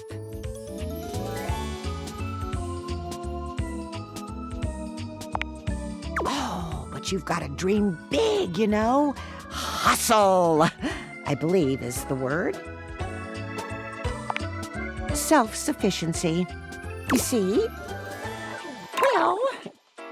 Stella looks everywhere but at you, trying and failing to find the words. Eventually she sighs, plucking up the courage from somewhere within her. Truth be told, I'm starting a business. She gives you a nervous but sweet smile. I know! I'm a bit speechless myself. You know, if you were interested, I could get you in on the ground level. Are you sure? Business is booming, you know. It's the perfect time to get on board. Well, no, not really. Oh, I'm not great at going off book. Sorry, dearie.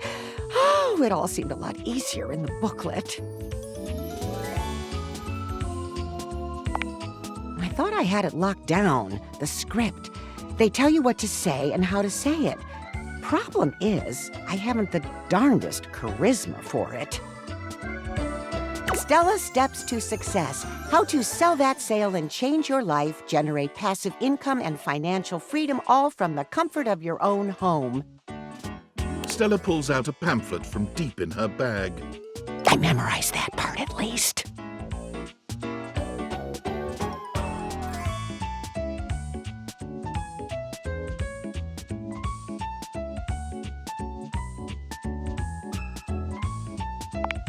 It does, doesn't it? And they probably did. Still, it felt rude to throw it out. There's some good advice in here, really, like this one.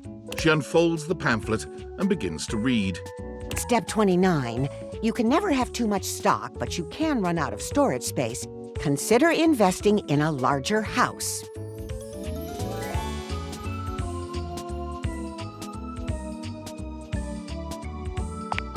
Well, it is a little bold, but maybe that's what I need. Bold.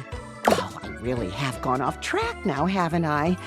Booklet or not, this is a mess. Look, dearie, I'm so sorry to ask, but could you come by again someday soon? Give me another shot. I'm still working on my nerves. And there are really a lot of fancy words to learn. I'll throw in a free sample. Gotta get rid of them somehow.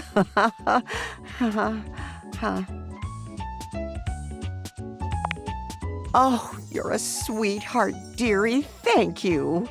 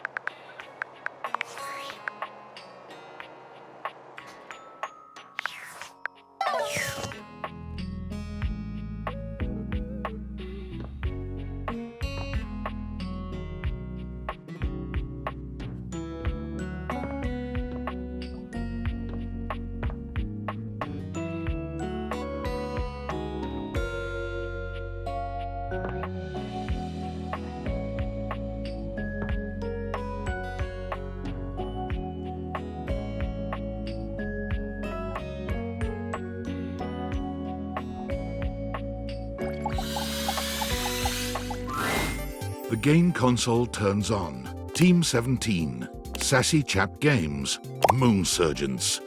Here you are once again, back where you started, with your beautiful companion urging you to make a decision. She looks at you just the same way she did the last time, with a strange familiarity, but still not quite recognizing who you truly are. You're here. I didn't think you'd make it back. Oh. Which way do you want to go?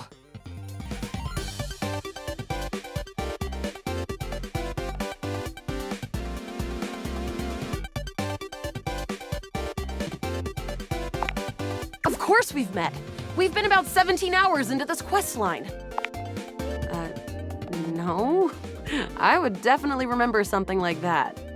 I've got quest updates and relationship statuses in my Statadex anyway. And I don't see anything about an actual connection we've had aside from mission partners in here.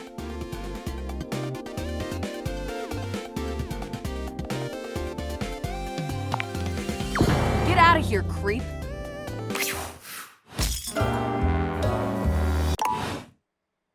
Just as Celine hoped.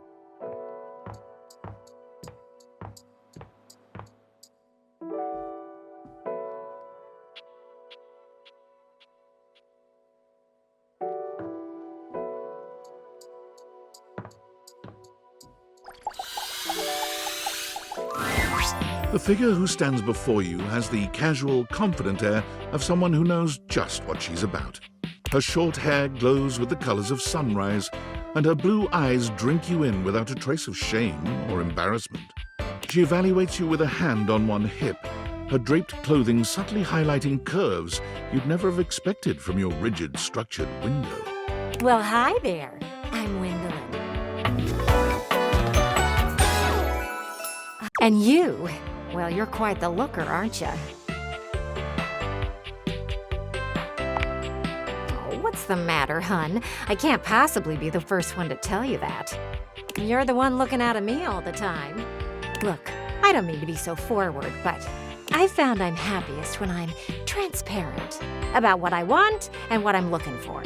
And unlike most everyone here, I've been ogled by humans for centuries. I have had enough attention on me, thank you very much. Still feels the same to me. You like it when humans look at your body and say, "No, I'm only ogling your damn shirt"? It's uncomfortable. Anywho, if I'm having to do one of these introductions, I might as well get this out of the way first. I'm only looking for one thing in a relationship right now. You know it. That said, I can't say I'm looking for anything too serious right now. You do? Really? Sorry, I don't mean to be skeptical, but I have a pretty good view from here, and I've barely seen you head outside once. I know there's plenty of fun to be had indoors, but there's so much to do in this world. So many views to see. Even just the simple joy of a night on the town. Yet here you are, taking a breather, same as me, but you haven't even had fun yet. I just want to see you live a little, that's all. Stop watching life pass you by. Enjoy yourself. Kiss someone. Kiss many someones. And then maybe, in between your adventures, you can come tell me about all the fun you're having.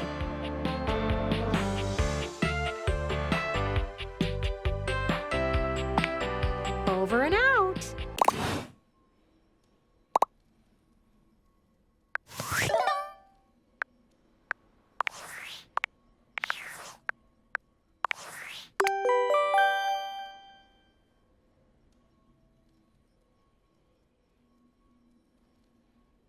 Valdivianites! It's me, your CEO, David Reginald Most. I'm writing to you from the awe-inspiring beige pavilion at the historic Cottonwood Hotel just moments after stepping off the stage at the Valdefest keynote. Let me tell you, the room felt positively electric. And not just because of the incredibly dangerous grounding issues we discovered in the speaker system. No, tonight, our consumers, employees, and shareholders were absolutely buzzing at the launch of Valdivian's newest initiative.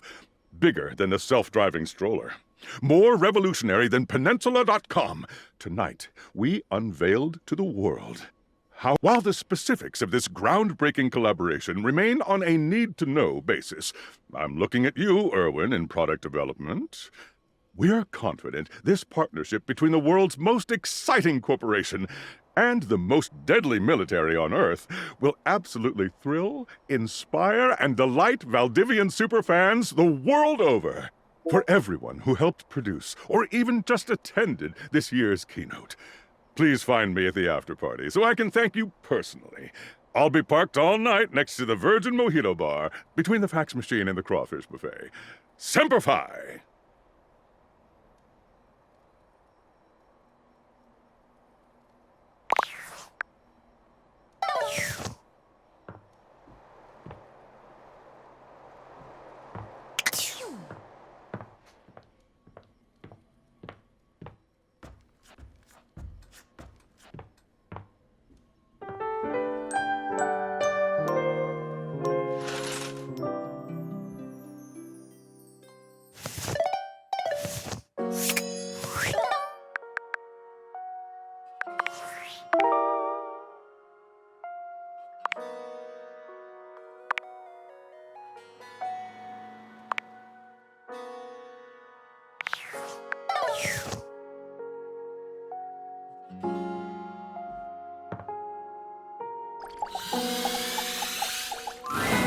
A strange figure stands before you, a whirlwind of conflicting energies and vibes. Manic and dignified, friendly and intimidating. She's dressed like some sort of quasi-Victorian text-themed aristocrat.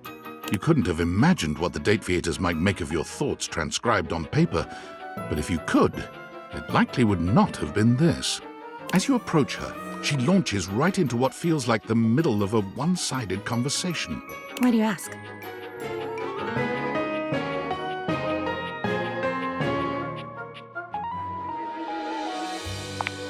Ah! But the blue one, and then the butterfly. Why is there so much sand? Ugh. Why is there always sand in places where sand should never be?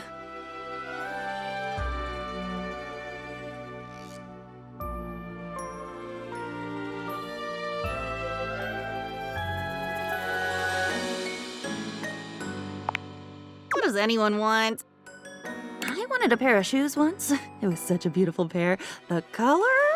It was molten. I could feel them melting right through the shop window. I never went back. Aren't you afraid of getting burned?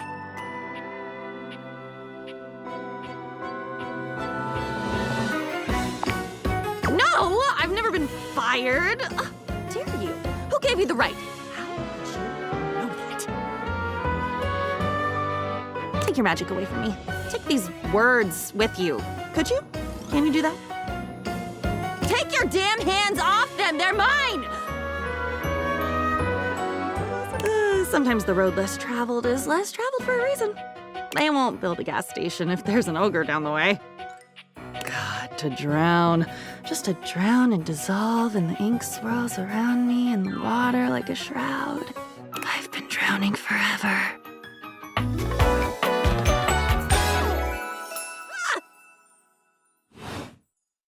And with that, she's gone.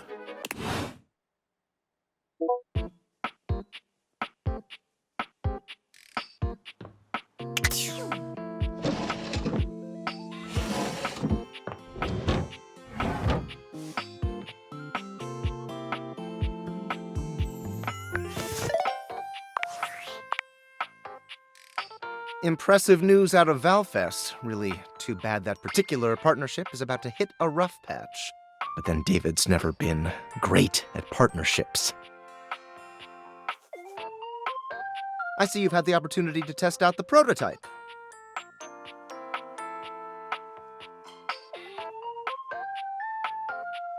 I have remote access. Allows me to analyze the back-end system data. What'd you think? That I just hand over absolute control of a device this powerful? I'm enormously grateful to you for concealing the prototype. And I'm sorry I dropped all this on you so unexpectedly. I know protecting it is not a responsibility you asked for. Maybe not even a responsibility you want. But I had no other choice. Every other Valdivian employee's allegiance was unknowable, except you. Because you're paid the least out of everyone.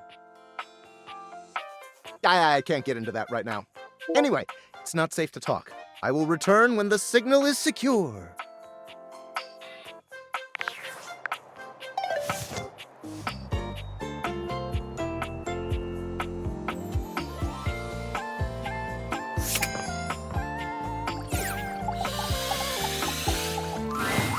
Your mirror has done its job dutifully over the years, accurately reflecting your image back at you in good times and in bad.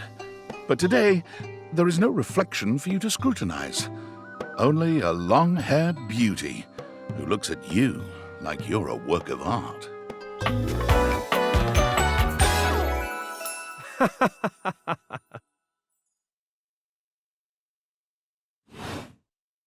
Oh, incredible. Amir throws his arms out to stop you, gesturing to you to stay where you are. No. Don't move. Step back into the light. Yes. Breathtaking. Look at you. Do you see how well I can frame your face from this angle? You are glowing.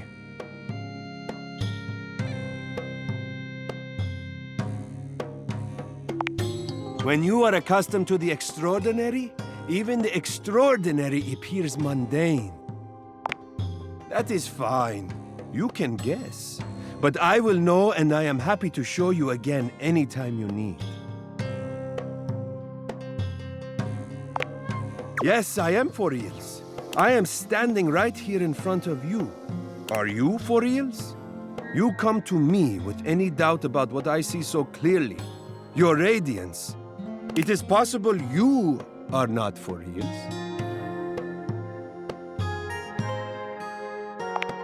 I understand that. It can be difficult. But for you, tell me, what do you see that I do not see that makes this doubt recur for you?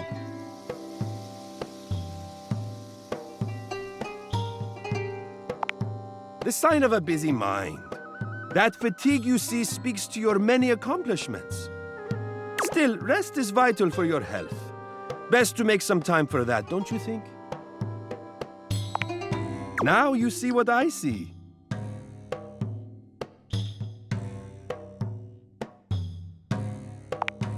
Ah, but the spark has been lit. You'll see.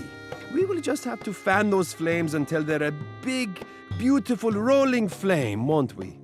Stop by any time. I am happy to admire your beauty any day.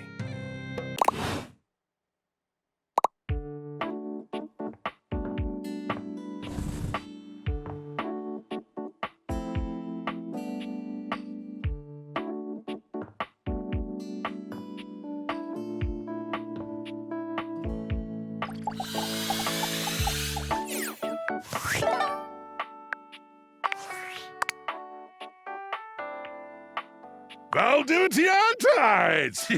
Yo! It's your boy, David Most! Coming to you live from... Hey, did you guys see how dope that presentation was? And I'm like, okay, Dad, if you like Microwave so much, why don't you marry them? I just want to say I love you guys, but not Franklin. Don't love or miss Franklin at all. You hear me, Franklin? Night-night, nerds.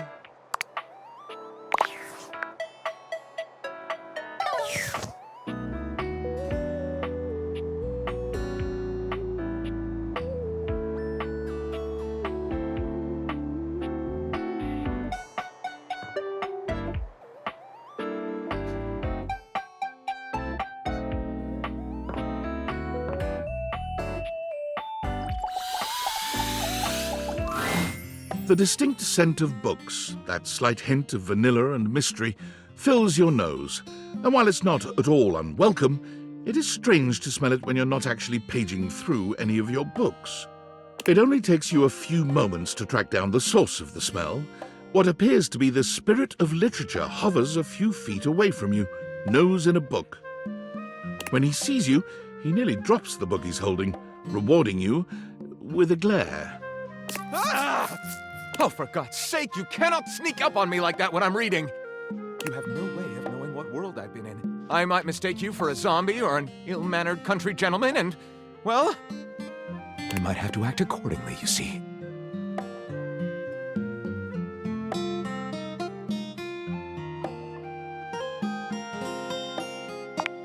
Yes! Probably. I suppose that would depend, wouldn't it?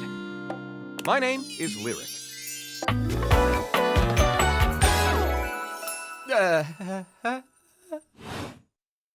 I chose the name myself, you know. I was originally written as Lionel. Can you imagine? I'm the embodiment of all literature, an indisputable master of the written word. I have read positively everything. I'm voracious with books, poetry, magazine articles, any genre, any length, any style. I love it all. I know you're curious about all that, so I figured I'd offer it right up front.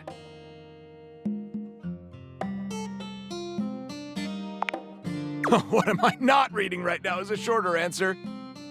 This one right here is 20,000 Leagues Under the Sink, a riveting account of voyaging in a submersible to rescue a clean sponge from a dirty band of moldy criminals.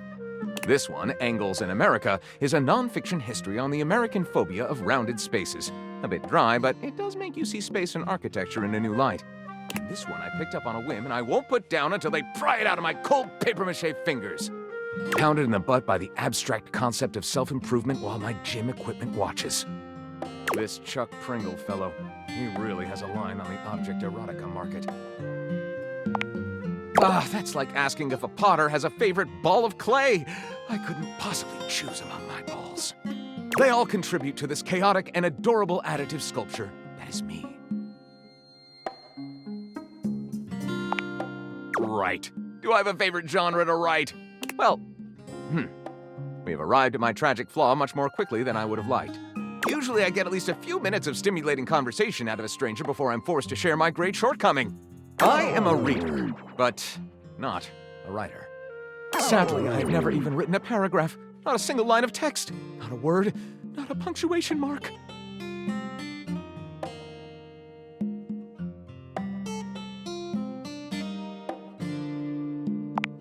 Gaping, it's the C-note of my existence.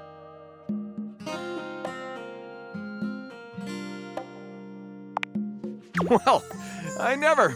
This is most excellent. I wager you're about to become the first human in history to help a book write a book.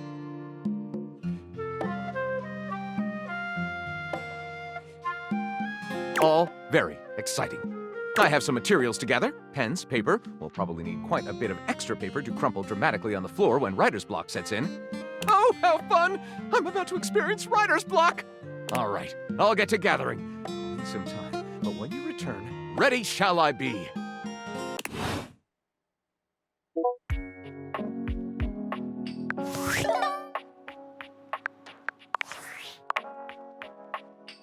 Based on how plastered David was in his last most mail, he must have finally discovered the prototype is missing.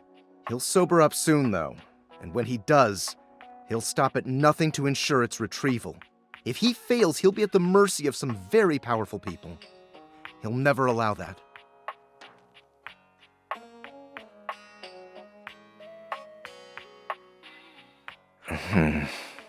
I guess it's imperative that we trust each other.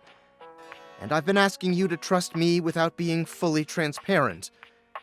I know all this because I created the Dateviators.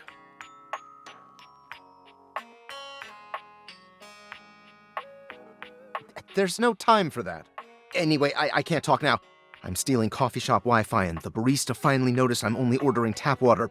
Remember, under no circumstance allow David to know you possess the prototype.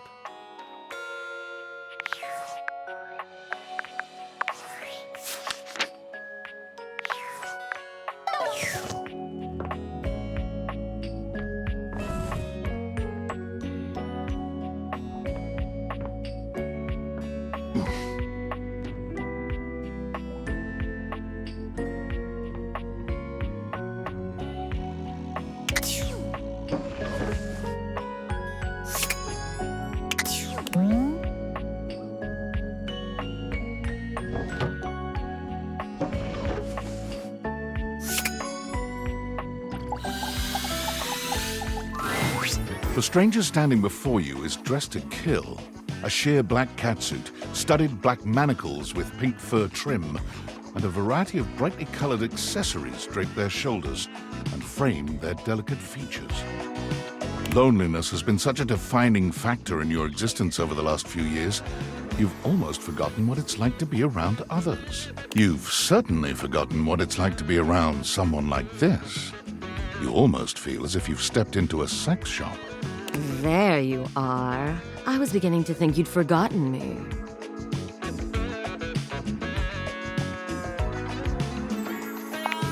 They shake their head and sigh quietly. I'm Benoit, your partner in pleasure.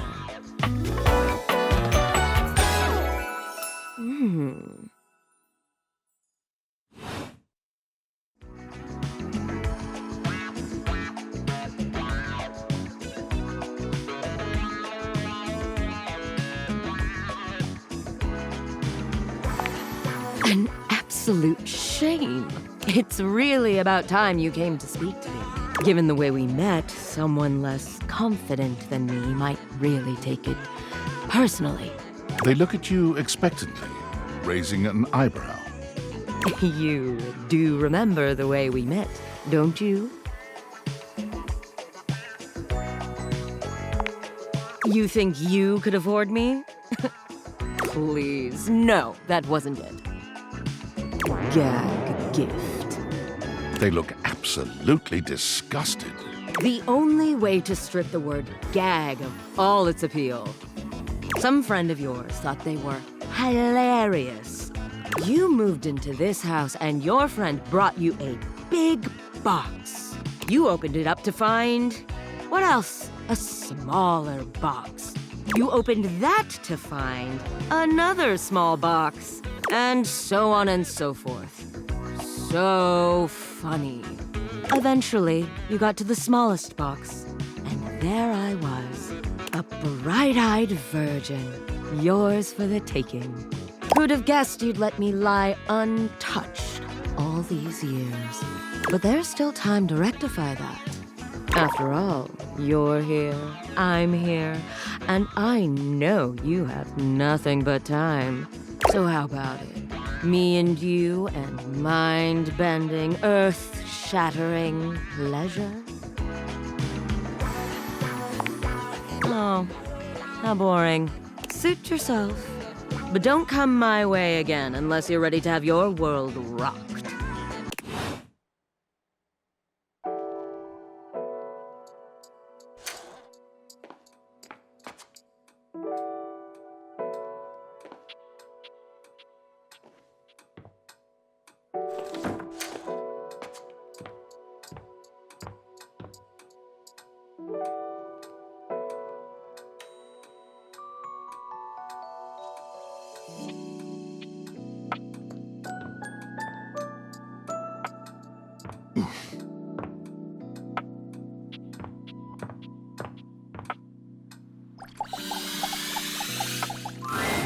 You see before you a glistening, oiled male form, perfect in its chiseled majesty.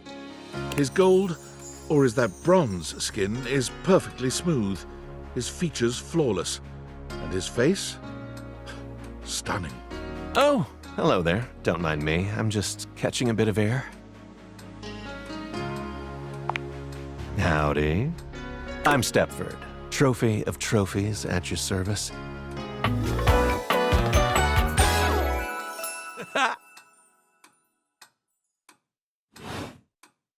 I've just been standing here all covered with oil, waiting for a good sunbeam to come along.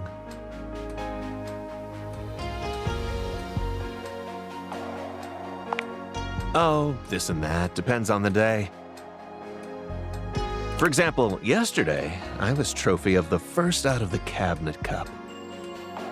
But I've also been given to the winner of the cereal bowl.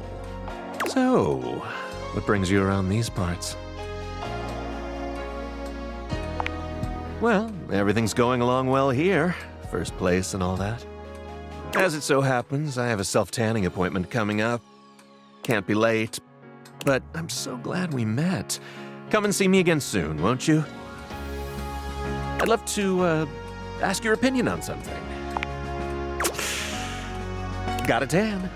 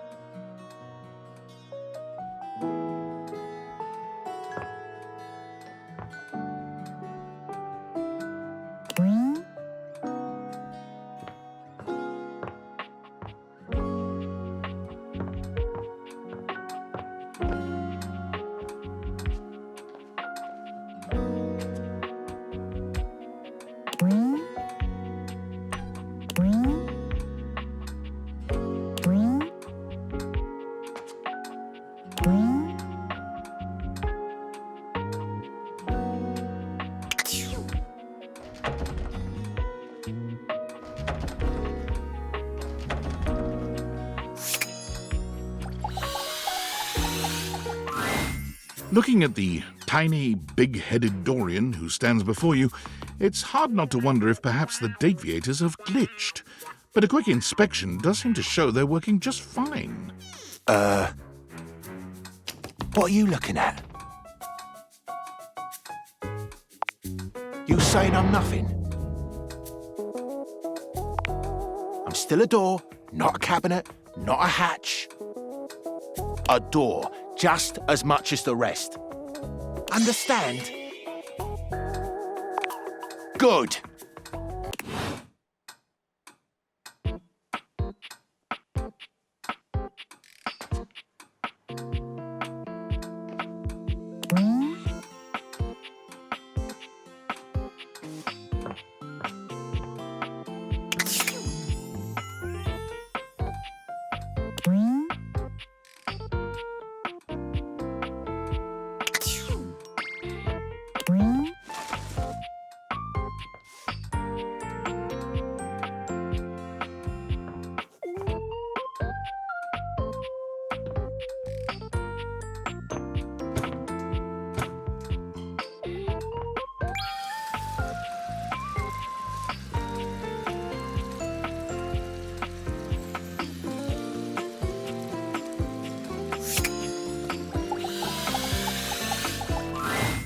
Normally, when you aim your deviators at an object, you see one personality only.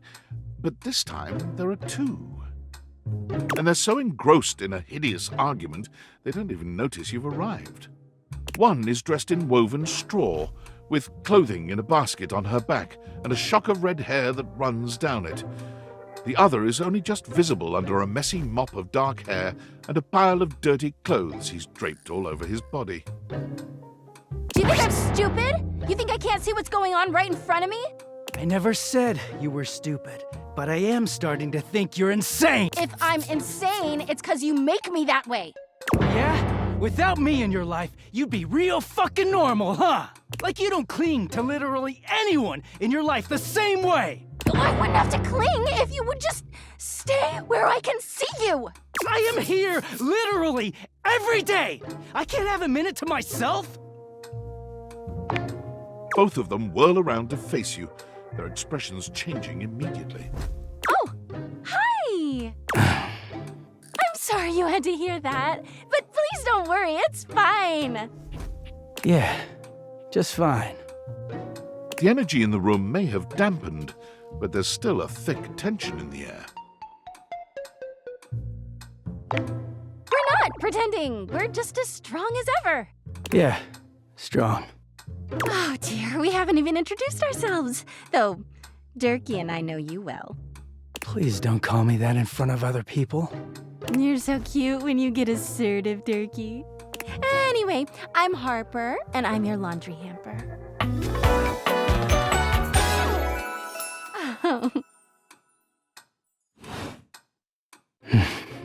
I'm Dirk, and I'm your dirty laundry. Mm-hmm. He is a very dirty boy, isn't he? Harper. Harper stomps on Dirk's foot, beaming all the while. Dirk grunts, but says nothing. Anyway, that's us. You could sound a little happier when introducing us, Durkee. Do I not seem happy? He looks at you, stone-faced. Every minute with Harper is a non-stop party. Harper's smile grows strained. Well, someone around here's got to try to put a happy face on things. Durkee broods all the time like he's fucking Batman.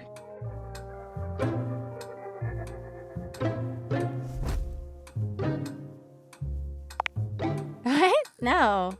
You know, the baseball-themed superhero who patrols the stadium of Baseball City. Kinda weird you've never heard of him. Don't be rude, Durkee. I'm not. It's just surprising. Not everybody keeps their nose in a comic book like you do. Well, not everybody needs the level of escapism I do. There's an awkward silence, and then... You know, because they're not dating the laundry hamper equivalent of a bamboo finger trap. Harper is silent for a very long time, but you can feel another argument coming. Just as she opens her mouth, you speak first. You too, honey. Come see us again sometime. The look in Dirk's eyes seems a bit desperate, as if he's silently pleading with you to return. You can hear Harper and Dirk's raised voices long after you leave the room.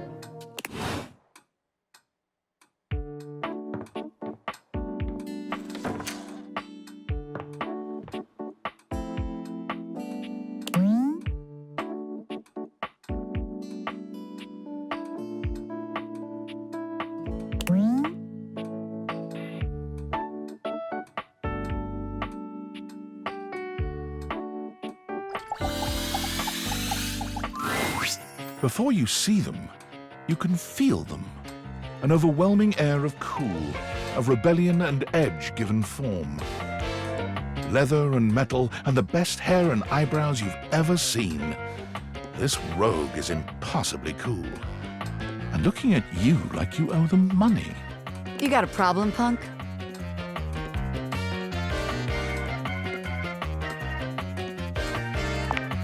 What, me? Nah, I'm just messing with you. The name's Bobby. Bobby Pin.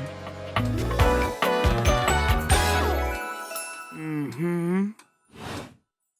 And you might not have heard of me yet, but trust me, the name Bobby Pin's gonna be known all over the house real soon. How's this strike you? The Pin Crime Syndicate. Oh, wait, no. The Pin Criminal Empire.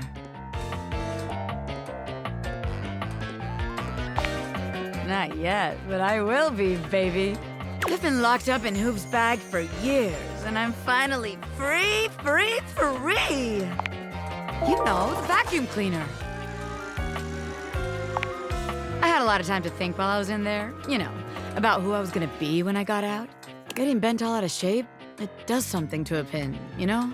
Makes you reevaluate your priorities in life. Makes you think long and hard about who you truly are.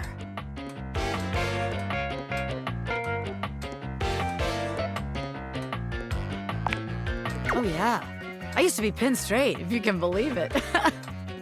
Getting sucked up into Hoop's bag was a real revelation. I never really felt quite like myself before. Would have liked it better if I didn't have to be locked away for a while first, but I feel like for the first time in my life, who I am and who I've always been are one and the same, baby.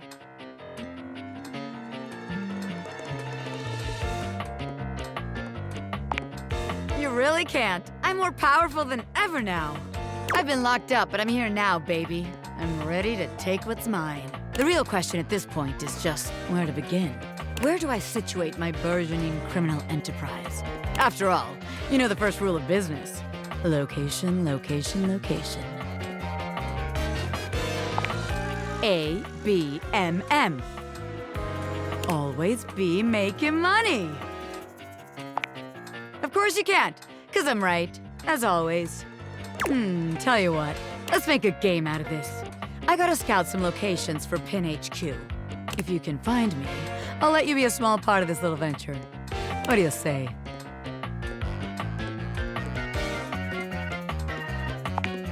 Oh, don't be a coward. I'm gonna sign you up anyway. You can work on accepting it later. Just to make sure you don't miss this opportunity of a lifetime, I'm gonna give you a hint about where I'll be. I'm gonna be doing my dirty deeds in a place that gets you real clean. Ha! Catch me if you can, Normie. I'm out.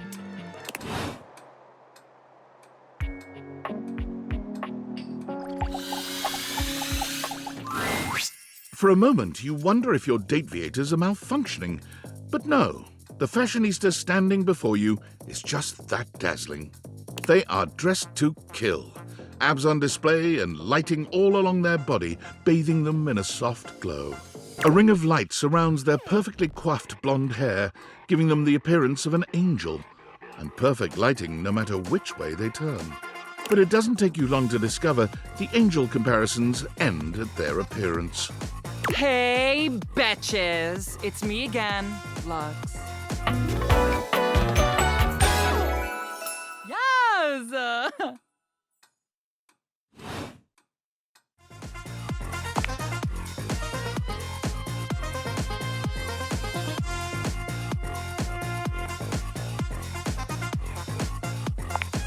I wasn't talking to you.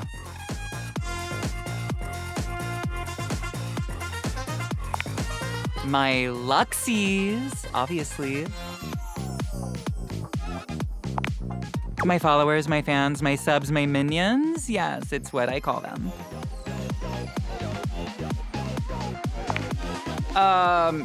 No. And honestly, you're being super disrespectful. We don't use that word anymore.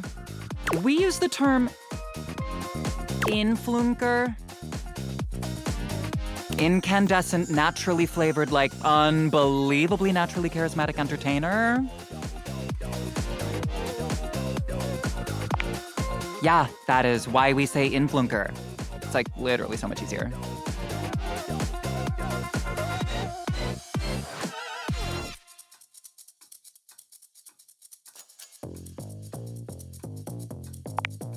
We make everyone's life better.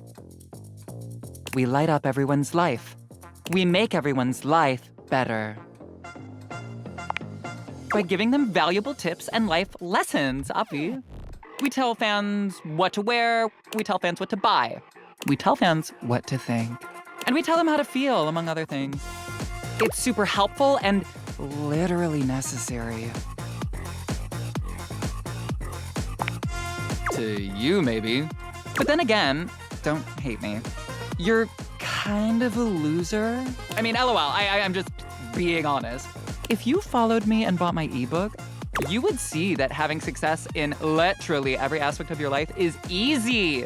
If you want it, just show up, shake down, and shine on. Oh, it's the shameless plug. Hi. Thanks for that. Let me get back to getting another sub, okay?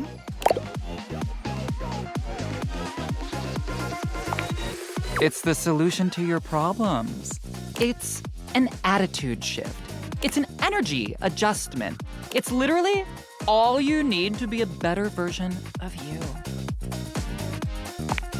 It's okay that you can't understand yet. Because, like, no offense, but you seem super opposed to making your life better for some reason. But just buy my ebook and everything will make sense. And with a subscription to the Living Light Lounge, you can also vibe with like-minded entrepreneurs and influencers who are making their lives better, just like me. Don't you want that for yourself?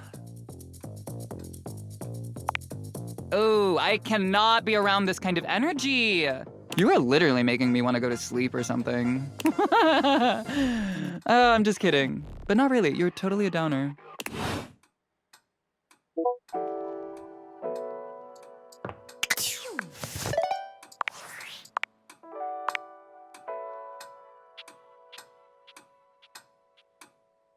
Yo, I know it's been a sec since we talked, but I've been sitting here trying to work, and all I can think about is the fact that you're like dating your couch and your TV.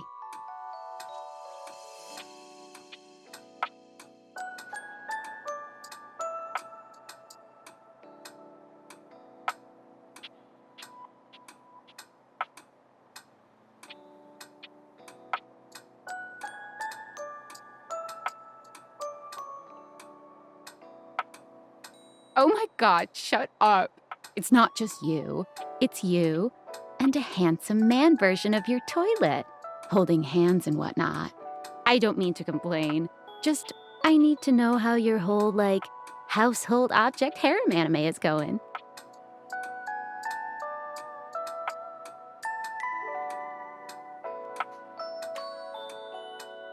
Huh? Why not? It shouldn't be that hard to know where you stand with your refrigerator.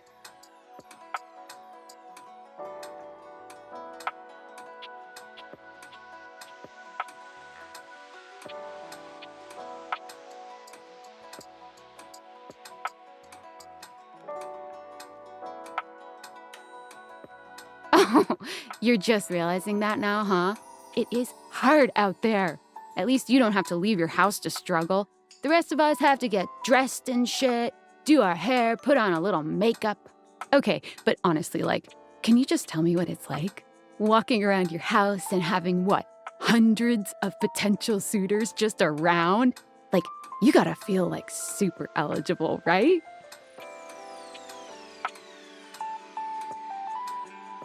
Well, damn, I would. I just gotta know one thing. When you're out here dating your appliances, are you guys, you know...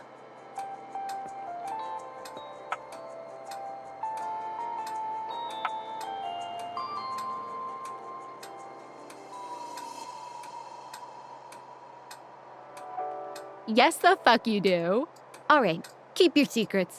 If you don't want to kiss and tell with your furniture, who am I to make you? All right, well, I've wasted enough of my workday. All my love to your household object lovers or whatever. Bye.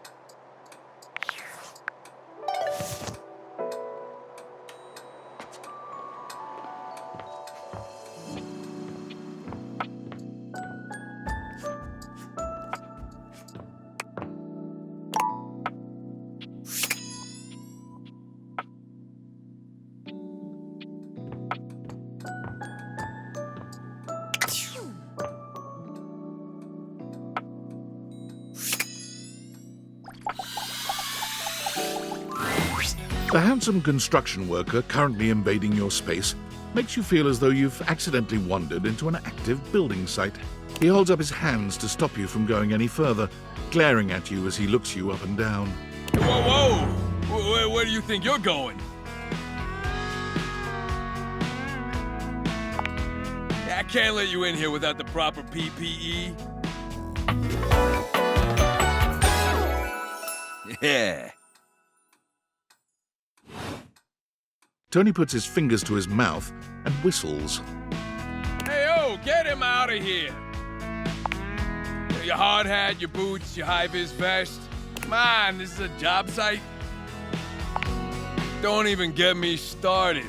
Not when Johnny Wannabe next door's got a whole garage to himself. I mean, I'm talking wall-to-wall pegboard, 6 kinds of saws. Oh, and he's got this 12-inch auger. Man, those things go deep.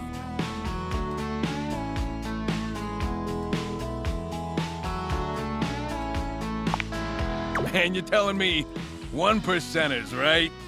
Look, all I'm saying is I want a little more space, too. You know, for entertaining. I'm a popular tool. It's always, hi, Tony this, thanks, Tony that, or Tone, my ass is leaking. Jean-Lou. Incontinence. You didn't hear from me, though. HIPAA.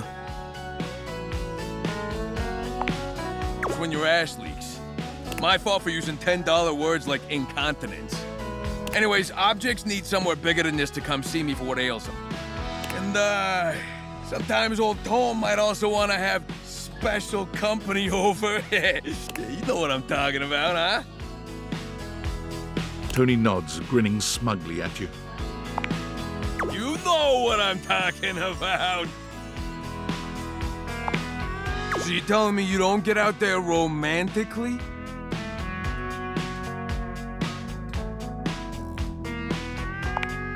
Probably has a lot to do with the look of this place. Well, doesn't exactly scream Randy Andy, does it? The romantic prospect wants to know that you know your way around the toolbox. That you're good with your hands. A fixer. And this place, doesn't exactly show it. Know what I mean? No bells, no whistles, nothing.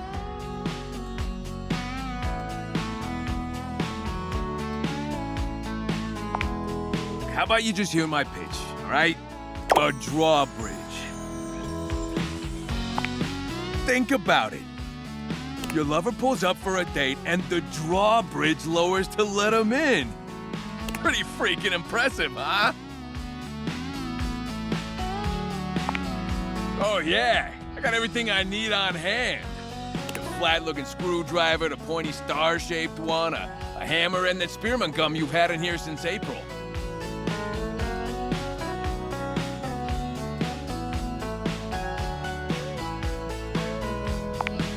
I get it, you're a tough customer, but there's no need to get personal. At least hear the rest of my pitch, huh? Indoor slide. We get rid of the stairs, replace them with a slide. Great to travel from upstairs to downstairs. Way ahead of you. All us construction guys do this. It's an industry standard. You ready? Grippy socks.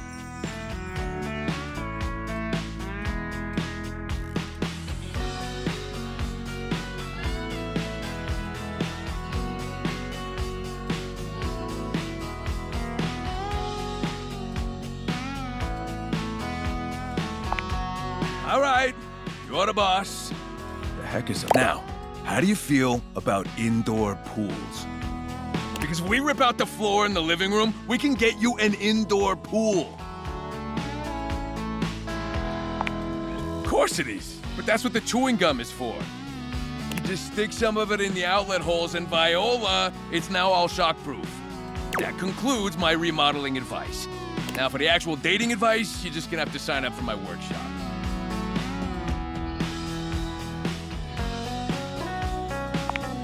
Come on, I'm giving it to you for free.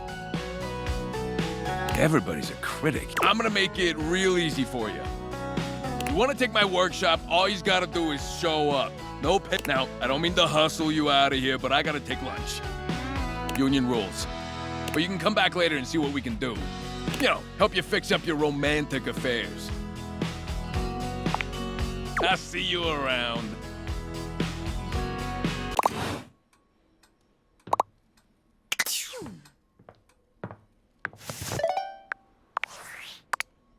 Valdivianites! Salutations, and a good greeting from your CEO, David Most. Wow, the other night was quite a lively celebration, wasn't it? Honestly, I don't remember much. Which means Sandy in corporate events planning did her usual. Unfortunately, sometime during the festivities, my sunglasses seem to have been misplaced. By who, exactly, is impossible to know for sure. We've combed every inch of the hotel, and they did not end up in the lost and found. So it seems likely that someone mistakenly took them home. Honestly, they're worthless. They were given to me by someone special, and they do have some amount of sentimental value. So if you have any information related to their whereabouts, please email me ASAP. Oh, and if someone from the press happens to reach out, they were definitely just normal sunglasses and not a highly classified prototype we're secretly developing in conjunction with the federal government. Unrelated, please bid a fond Valdivian farewell to Sandy in corporate events planning, whose role has been eliminated due to ongoing workforce optimization efforts. Best of luck in all your new endeavors, Sandy.